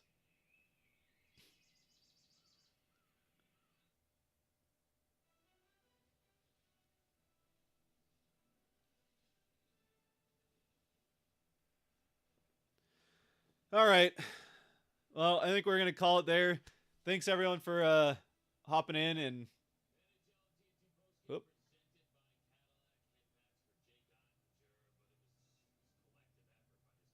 yeah, I think we'll call it there. Thank you, everyone, for hopping in. And again, unfortunately, the series is tied at 1, but Kraken managed to get game 1. Came out better at the start of the series, and at least they got the 1, so that's good. And now it's a 5-game series with the Kraken having the advantage of home ice in 3 of those 5.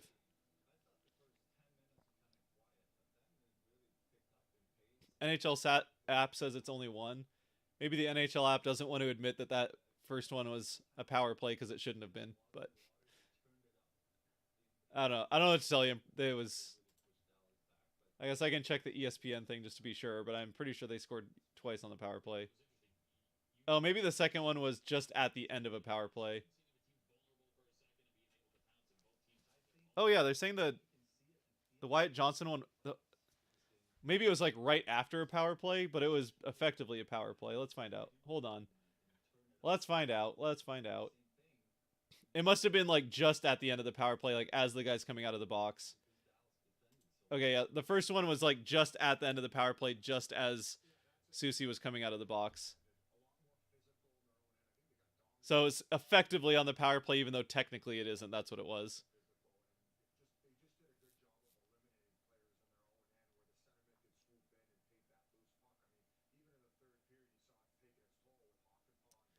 Game 5 it is. Yeah, we'll be back for Game 5 no matter what. Again, hopefully the Kraken will have a 3-1 series lead, but we'll have to wait and see. Hoping for the best at the 2 games at home, and we'll see you in Game 5. But until then, thank you everyone for joining. If you haven't already, there's buttons down below to help support the channel. And until Game 5, stay safe out there. Be good to each other. God bless and go Kraken. Now we wait for the end stream thing to happen.